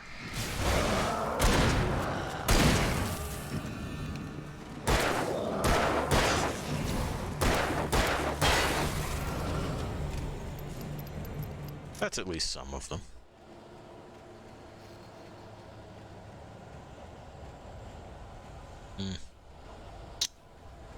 It looks like that's where I'm going, right? I'm wondering what's shorter.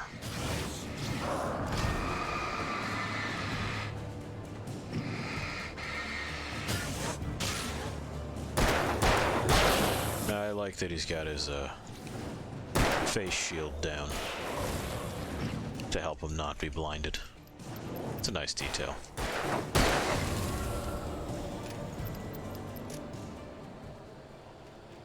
I don't know, let's see what's over here. Looks like there's stuff over here. There appears to be things. Like whatever this is.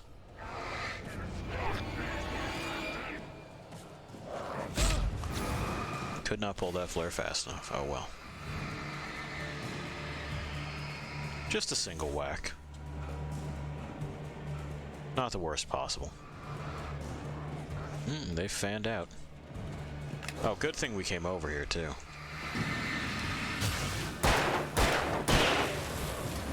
Because, like, yes, yes, yes. But most importantly... Oh, flare gun ammo.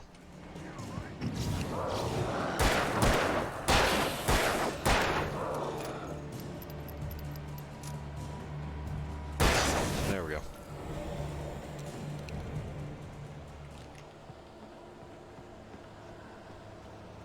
I wouldn't have wanted to miss that thermos. You gotta have priorities, you know? Come get it.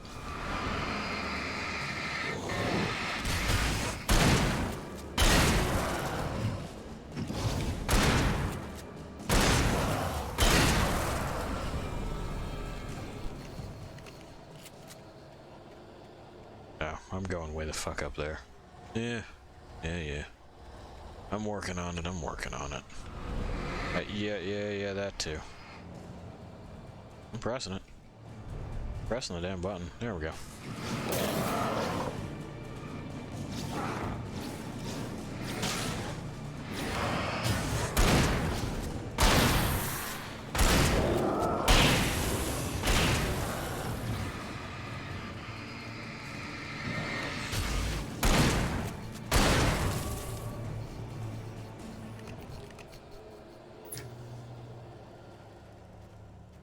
Okay.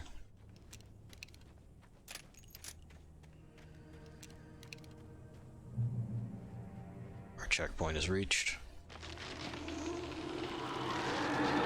Still throwing trees at us. The dark presence was moving ahead of me in the same direction I was going. A cold feeling settled itself in the pit of my stomach. Was it going for Alice? Yeah, or is it just going where you're going? The graveyard shift may cause cancer. What? Oh. He's speedy.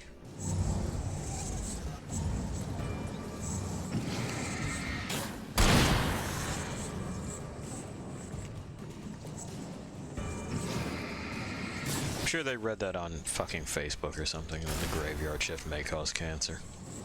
I don't think so. I'm pretty sure being awake at night and just working until morning is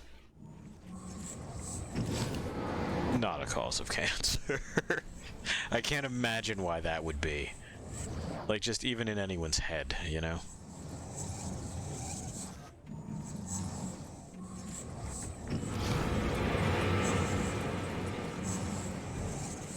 We're gonna do this, are we?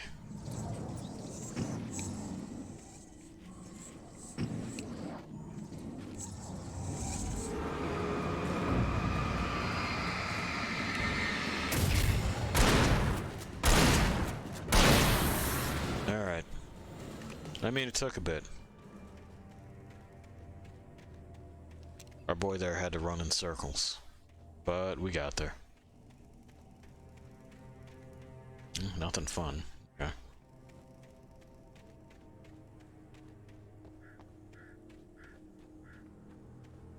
Oh, excellent.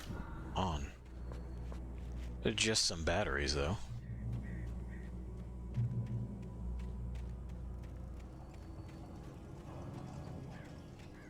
I'm gonna imagine that the tornado is going to be one of those things that's, you know, like the vehicles or the possessed objects where you can't really shoot it, because what exactly would you be shooting at? We're just gonna have to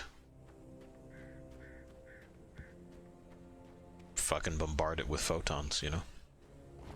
The place was dead, a ghost town. Had been for decades, maybe a century. Ow. Ow. It just fucking winged a wheel at me. It's not even possessed. Now the car is, maybe. Yeah, there we go. Ow.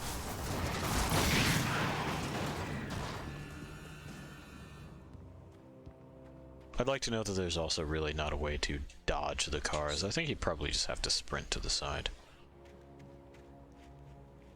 Anything in there? No. Just grass and old boards.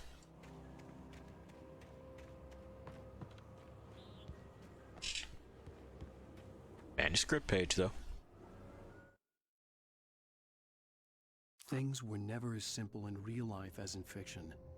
I had lost count of the times I had wished there'd be a clear reason for my writer's block. Something to fight, something to lash out on. There wasn't. I was filled with doubt. I was nothing like the hero in my books. Alex Casey had gone through his life with single-minded determination, never wavering from his goal. Even now, I was angry at myself, angry at Alice, angry at Barry. I was fumbling and I had no plan.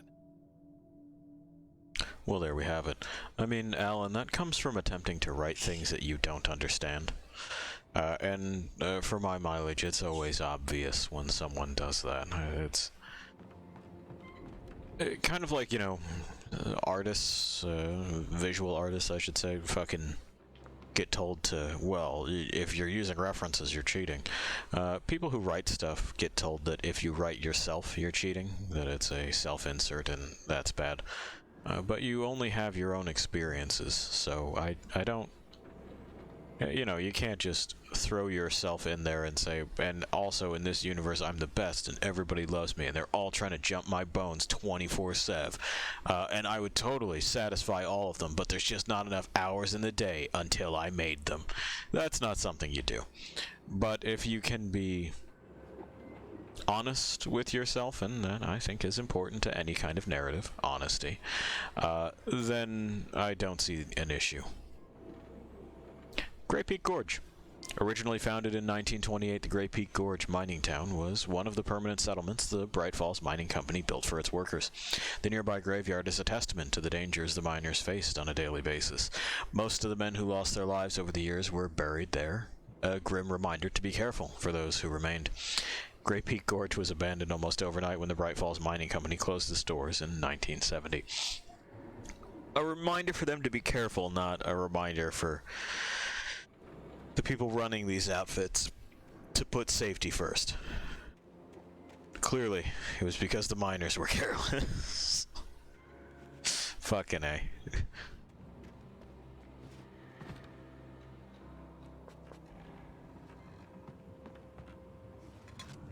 Another thermos, though. There's some more batteries in there, but we've been pretty much good on our batteries. I might want to try to be a little bit less precious with them. Not that I'm, like, even consciously saving them for anything. Just... The flashlight mechanic doesn't seem to need constant reloading and babysitting like that. For a lot of the garden variety things that we encounter, it's not what kills them. So... they just accumulate.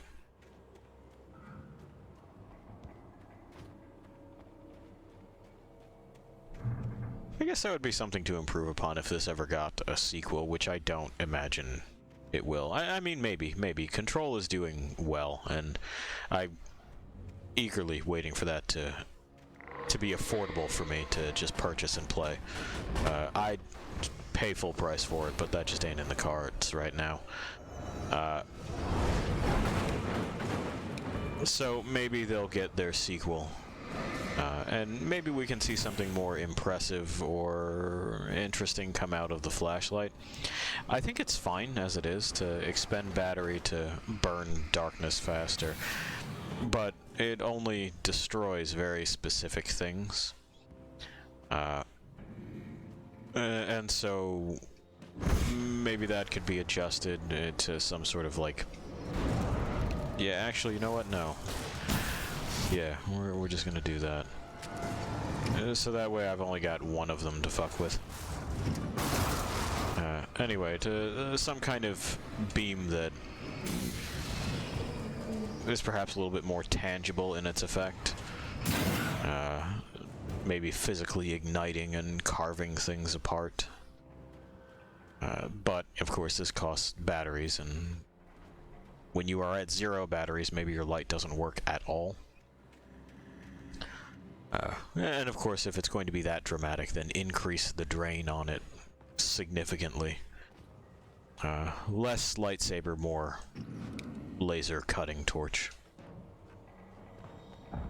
That would be my thought. That way, it's a thing that you must do sometimes, and you can do all the time. It's effective all over the place. But you're managing that resource a little bit more, rather than just kind of forgetting about it like I do. Well, that's a steam engine. It's probably going to throw the steam engine at me. Yeah, called it. Uh-huh. Yeah, I just, you know... Anyway, this is the best way that I found to deal with these, is to just kind of, pop yourself behind a barricade that they can't break. And, you know, we do this until eventually we're done with the big heavy parts. You got more? You gonna throw the rest of the fucking thing at me, or is that it? Is that it? You done?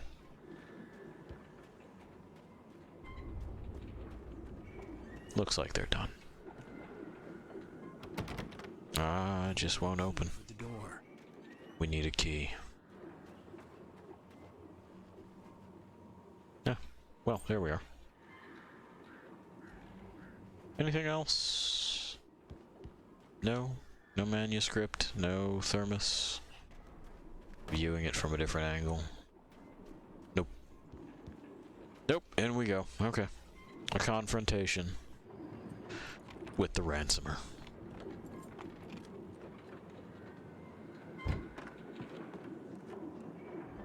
Oh, alright, well, he ain't in here. Flare gun ammo, though. Oh, cool. Anything outside of writing is a struggle. I feel ill. I managed to make my way downstairs. There's a shoebox filled with books and papers by Thomas Zane.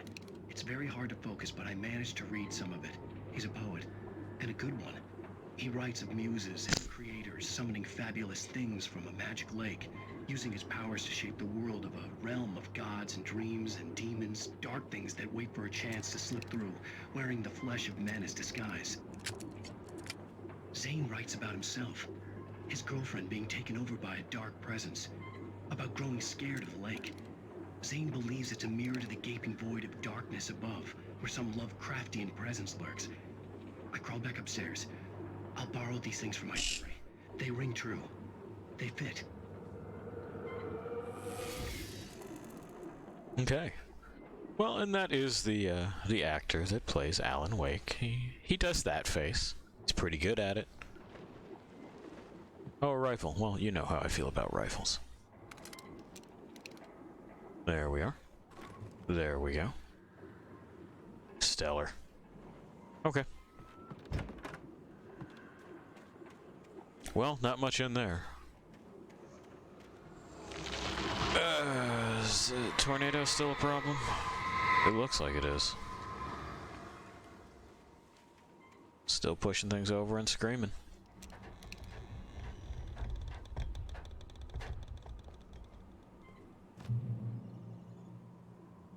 Looks like nothing in there.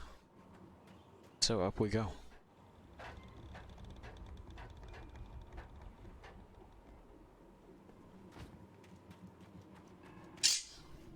Some grass popping. Oh well, it's old. The kidnapper had sent me a text. The message was full of spelling errors and insults. It was telling me to hurry up. Okay, well, if he wants to come out here and fucking lend a hand, we can. Some more flare gun ammo. That's nice.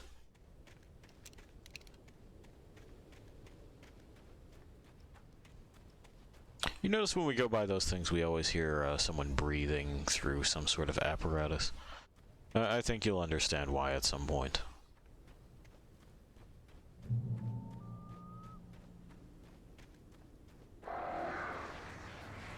It's birds. Yeah.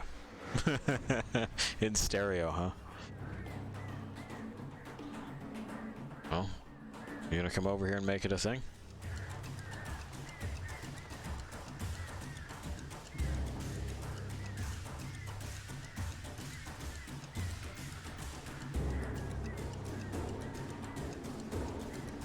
I mean, fucking apparently not. Oh, whatever. I'm gonna do this. So that you can't just knock me off. There we go. Now they're coming in. Birds. Uncooperative, even when possessed.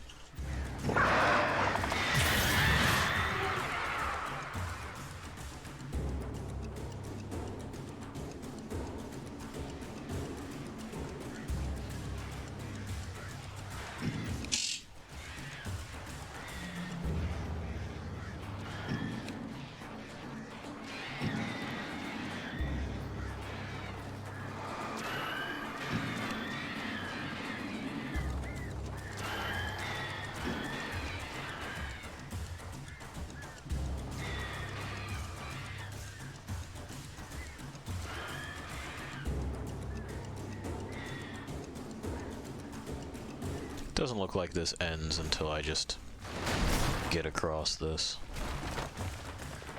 Yeah.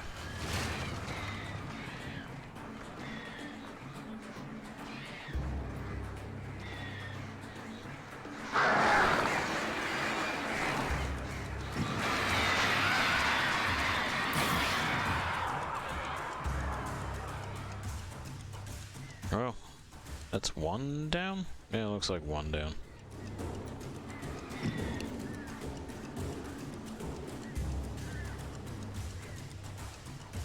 Danger. Do not enter. I'm gonna enter. I'm getting in there. That's where I belong. Okay, we're in the mines. Anyway, you see what I mean about this taking just a little bit too long? It's not that it's bad. I'm not feeling the weight of the experience, but we have been here trying to rendezvous with this guy for a moment or two. It's been a chase with what I think we've all guessed is a false ending in sight. This idiot does not have Alice. Tunnels go to Cauldron Lake. Yeah, what's up? That's him. That's this guy.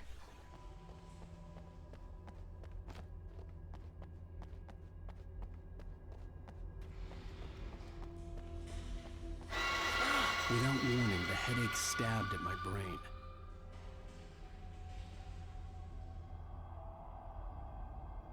I'm wondering if this is just a death trap. I don't know that I went this way before.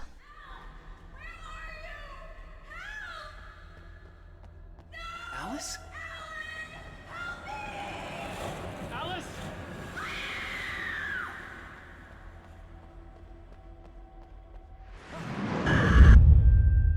I see.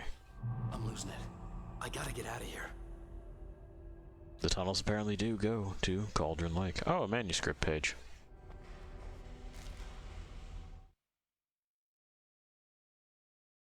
The hunters were big, thick-set men, confident and at home in the woods. They were feeling good, running on beer, ghost stories, and camaraderie late into the night. It did them no good, as they were taken by the dark presence, sucked deep into a darkness far worse than any ghost story they ever told or heard. Well, coming from a man who wears a tweed jacket, all of their machismo was of no help.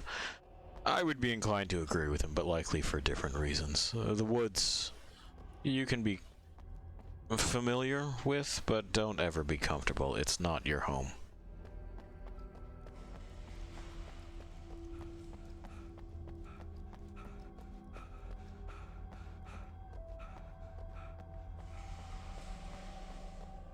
At least not comfortable as it, you know, it would imply that these people were. That's a mistake. Complacent, I think, is more what it is that he meant. Comfort is sleeping on memory foam. Complacency is forgetting to check for danger.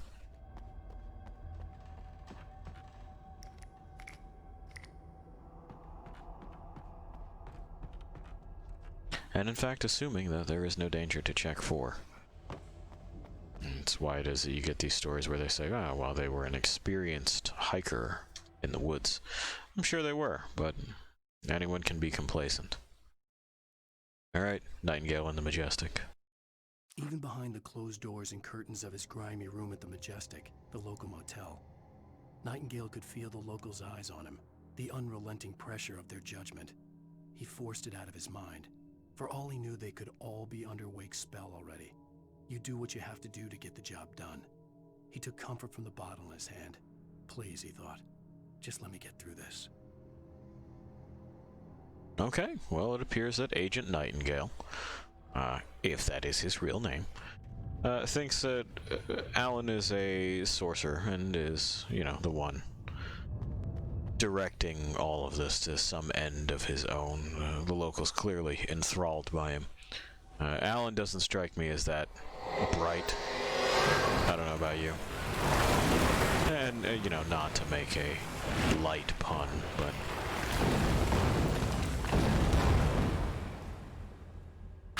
Okay, there we go. Ow. Dick.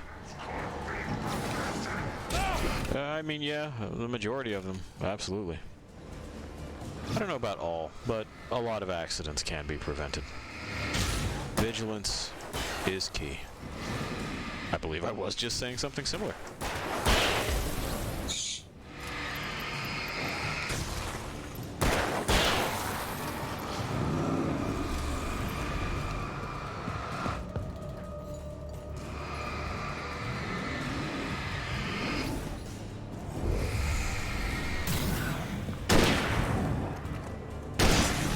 And we are done.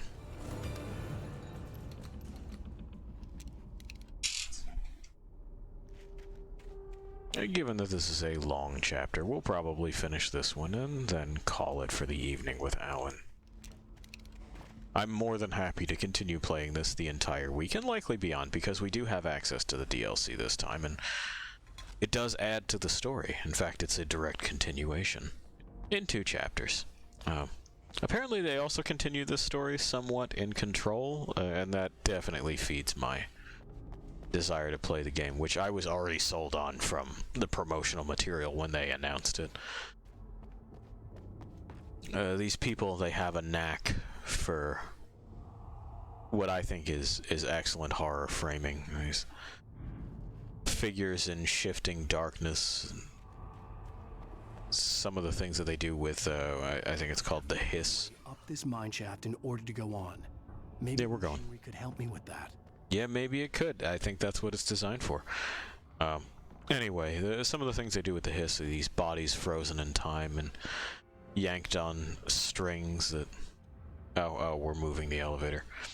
That are only kind of semi-real. That's an excellent look for me, and I would think would set the average audience on edge. You're not sure what the fuck this is and what's going on. And I guess it may be too strange for some folks, that they're just confused more than anything, but I think that's an important first step. You take them out of the realm of what it is that they're used to dealing with, and instead bring them to, you know, someplace much less comfortable and predictable. No, I suppose I could get over there just immediately, right? That's a possibility. Yep. Okay. I didn't think I would make that jump anyway, to be honest. That seemed like a trap. Okay, so from here we can then go there. Yes, I'm confident in this decision. Lost things, if I'm drawing breaths more frequently, it's because I can smell dinner. It has absolutely captured my attention. Okay. The witch is gleefully asking me to tell you what we're having. It is a beef roast with what's in there: balsamic vinegar, salt, pepper, onion, carrot.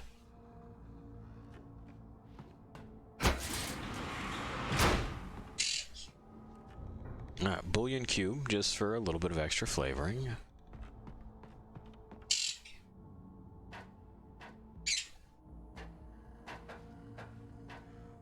Oh, the mirin. Okay, yeah, we've also added mirin to the mix.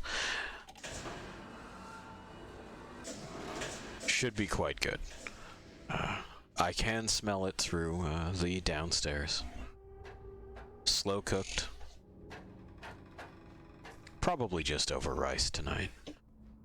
Later on, we'll make that into a curry. A spicy curry, of course. I think that's the only way to eat your curry. Non-spicy curry is fine, but Malaysian, Indian, Japanese, any which way. I would prefer it to be hot.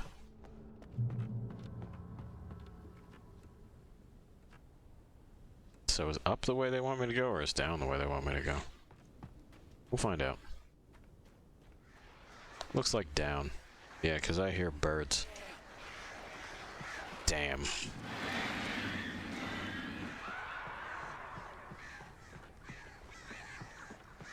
Well, through the stairs, though? Alright. Oh, yeah. This is clearly where they stashed the goods. We're always after the goods, lost things. It doesn't matter what we're driving at the time. The goods is what we want. You'll always know them when you see them. Lightning flashed behind the windows of Cauldron Lake Lodge. Tor Anderson laughed and held the steel hammer above his head. Nurse Sinclair was trying to calm him down without success. Tor grinned madly and shouted, "My hammer's up. Here's a friendly poke from Molnir, wench." He brought the hammer down with all his might on Sinclair's head. "We're on a comeback tour, baby." Did you call it Molnir, Alan? Mjolnir. It's like a Y. Okay. Good job. Alrighty. I don't know what this... Oh, it's just a ground texture. Okay.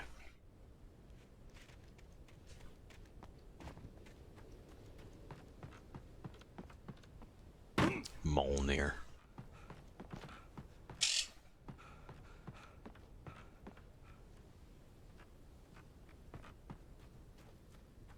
Well, we got another gondola happening. You know what that means. It'll be slow, it'll be rickety, and we're probably going to have to shine our flashlight on crows. Oh, we got flares and shit, though. Well, that's nice. That's good of them. Well, great. Another cable car. Just great.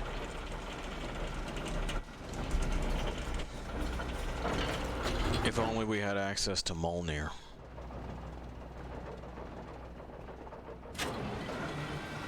Let's go, you douche.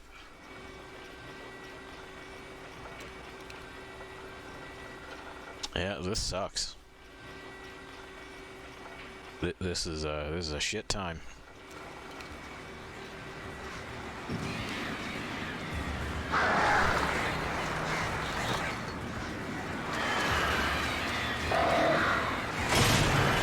Wow. Don't slap my shit. Come on, man. Fucking rude birds.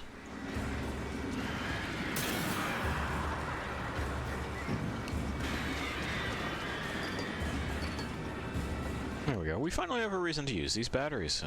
We've been contending with enemies that get destroyed by the flashlight. See what I mean? Incorporate that into the rest of the game.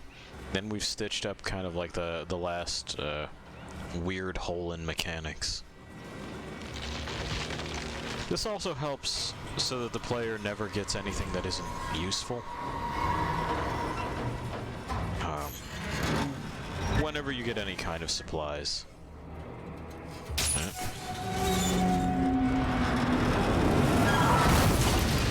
There we go. Okay, well, we got there. It eventually gave me the camera back. Ah, it's those good old boys. Anyway, whenever you get any kind of supplies in a horror game, you should be happy to see them.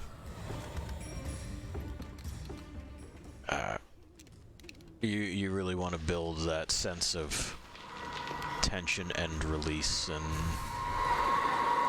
that can be unbalanced by, you know, just not receiving the right stuff at the right times. It then becomes all tension, and that tension can lead to frustration rather than the kind of tension that you're trying to inspire.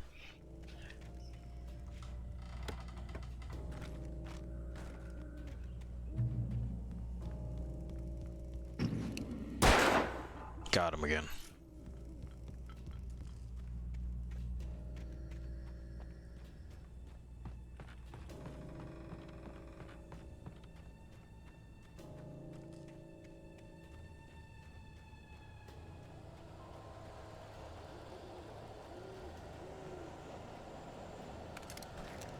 Nice.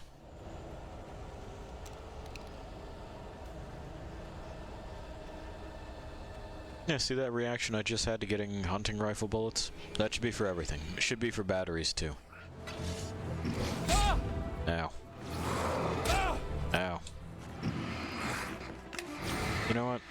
Get out of my ass. I gotta talk to your friend.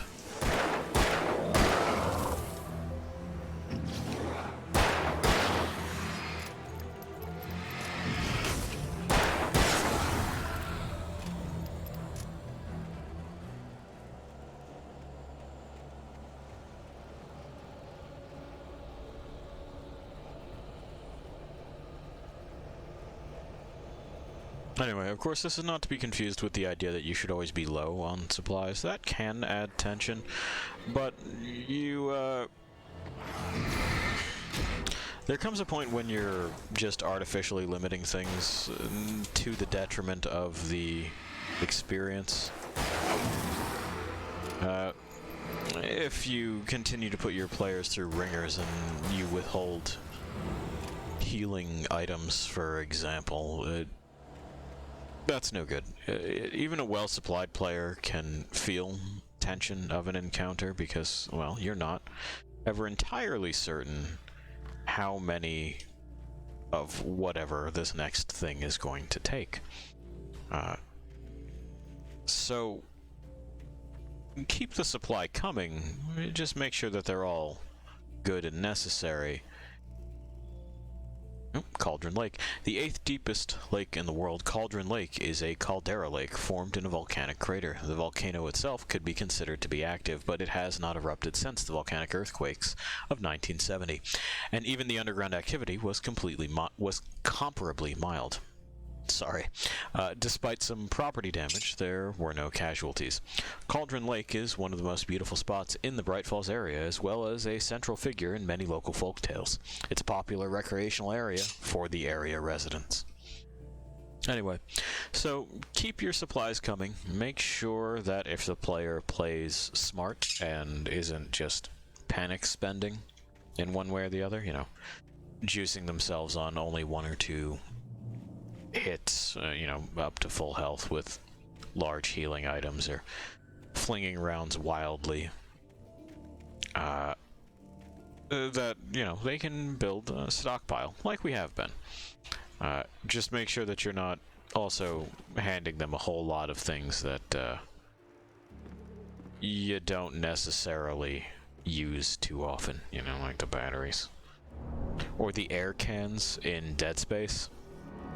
Like, why the fuck, right? Nah.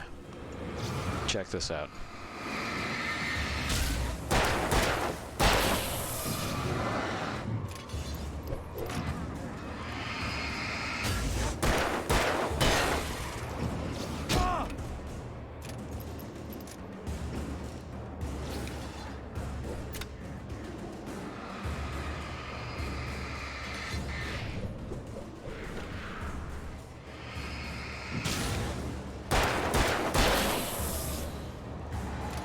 Hey, your friends are dead.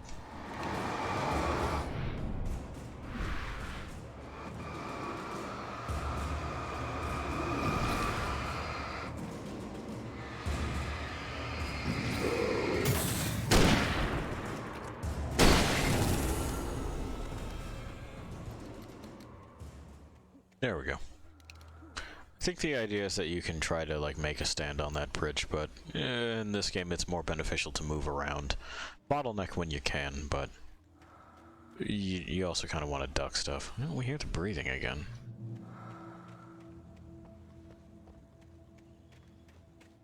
Ah, there we go.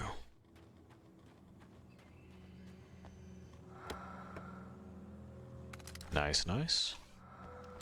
Giving me many of those. Gotta be for the tornado fight, right? And see, like those, the flare gun stuff, it's tempting to use on these other encounters because you could end it right then and there. Wouldn't be a problem. But I hold on to it.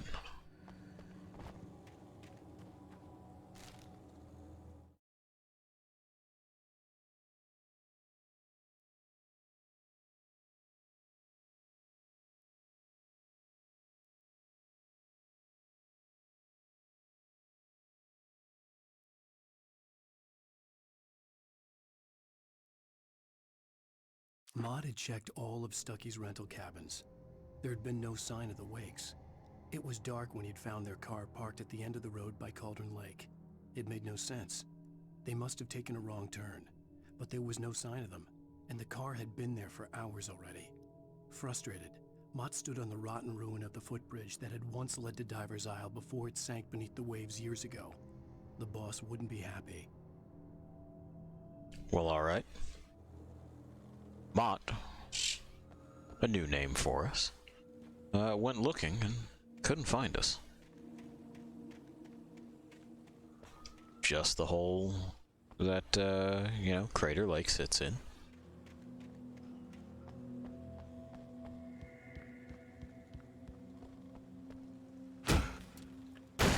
There we go. Ah, okay, yes, of course. With our powerful feet. And now we're at the ruins of something or other. I spent a lot of time crawling around ruins like this. We had a lot of them where I'm from. I think I've mentioned that before. Poking around places like this one and somewhat newer, wondering what people's lives must have been like, and finding bits and pieces of personal effects and hints at a world that was in its death throes by the time that I was able to form memories.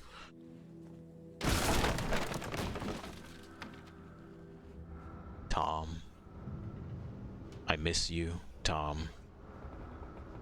CW and TZ. You talk to me on TV, Tom. Tom. I miss you. Did you write this? Tom. I curse you, Thomas Zane. Tom. Anyway.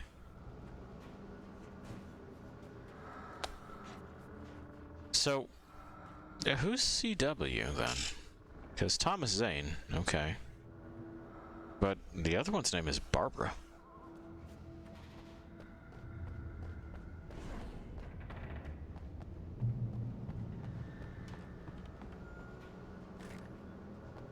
Some shotgun ammo. Some revolver ammo. Some hunting rifle ammo.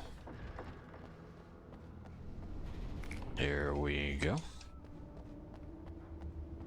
Something else that this does, it's a minor thing, but it wisely ducks telling me exactly what kind of bullets Alan's firing.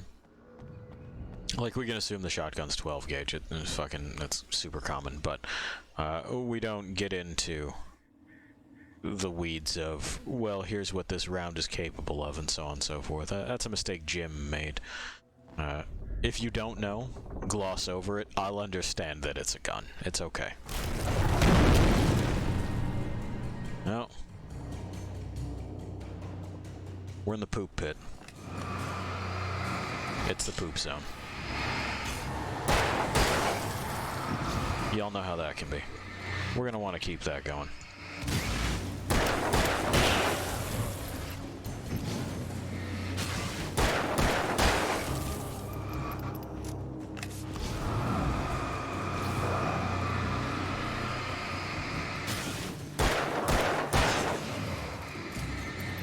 Now that's a little bit more manageable.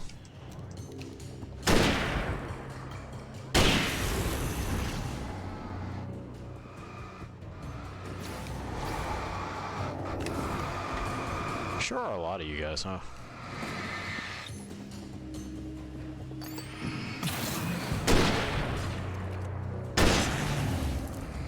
Alright.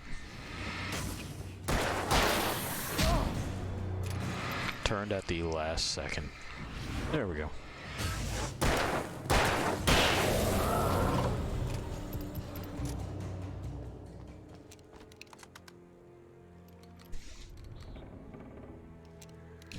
Everything else is loaded. Oh, I still have flashbangs. Excellent. Okay, I'm gonna have to remember that. I forgot they were there.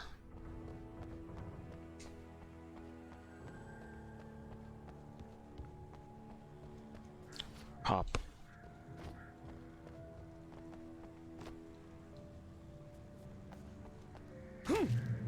We've made it. And we remember this thermos was over here. We saw that on approach. We have to go back for it. We can't leave that behind. If we miss one, it's fine. Like, you know, I didn't see it, not a problem. But if I've seen it, we're gonna need it.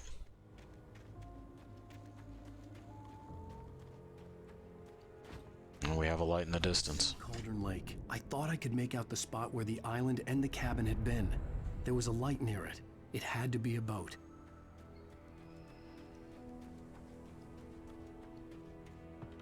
Another page. I was close now. I had to get there fast. Yeah, we dreaded what he would find. Wake wakes up in the launch. I tried to hold on to Alice, but her form melted away. I was losing control. Dr. Hartman stood in her place. I wanted to hit him, but my arms were jelly. He smiled. It was a reassuring smile, and I hated him for it. I had to give you a sedative. Don't fight it. You went through another rough period. Right now, it's very important that you stay calm. We don't want you to have another episode. You're a patient at my clinic. Have been for a while now. Well, there we go. We have What I would find. another reality being proposed, that Alan is fucking bug nuts, and that he is being treated for some sort of hallucinatory episode, coupled with delusions. I'm coming! No! Get away! Sorry! Please, wait! The boss didn't know who he was messing with! I didn't know! I swear, I didn't know! We don't have his wife! We don't know where she is! She's probably drowned! We just said we had her to make him play ball, you see? To get him writing for us! Please! Please! Oh! I'm sorry! Please, don't hurt me! Well, we got a confession.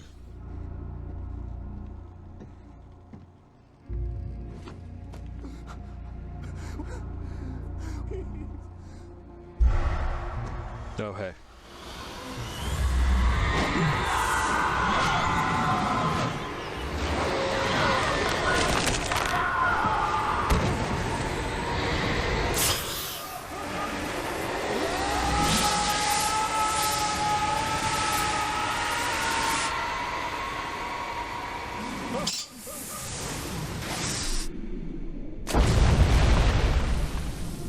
I agree, Pio.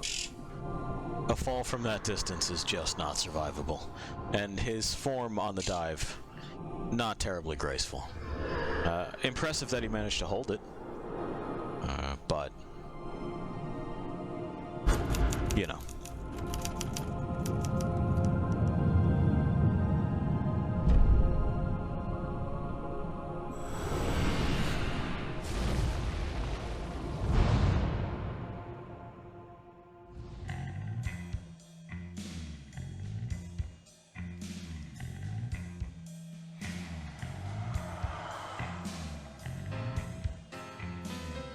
And there we go. The end of episode 3. Alan in the water. I love that this even does like a like an outro for me. This is stellar. Alright. Unfortunately, we will have to send you here. We'll cut the music. And, well, you know, things continue for Alan. He's doing stuff. We also managed to find out, of course, that they don't actually have Alice. We probably saw that coming, though. And you know, this mystery of Thomas Zane has reared its head. Who is he? What was he doing? Is he also in a situation like Alan? And of course, you have the question, lost things to consider.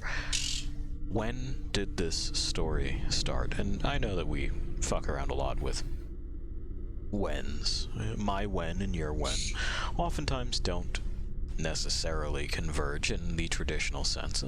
They do now. I'm speaking to you. Just maybe at a different time than I'm actually saying the words. But Alan seems to be experiencing many whens, sort of wrapped up in each other, and we don't have a clear beginning, do we? Something to chew on. And you can chew on that while you wander around by yourselves for a bit. I'll catch you later. See ya.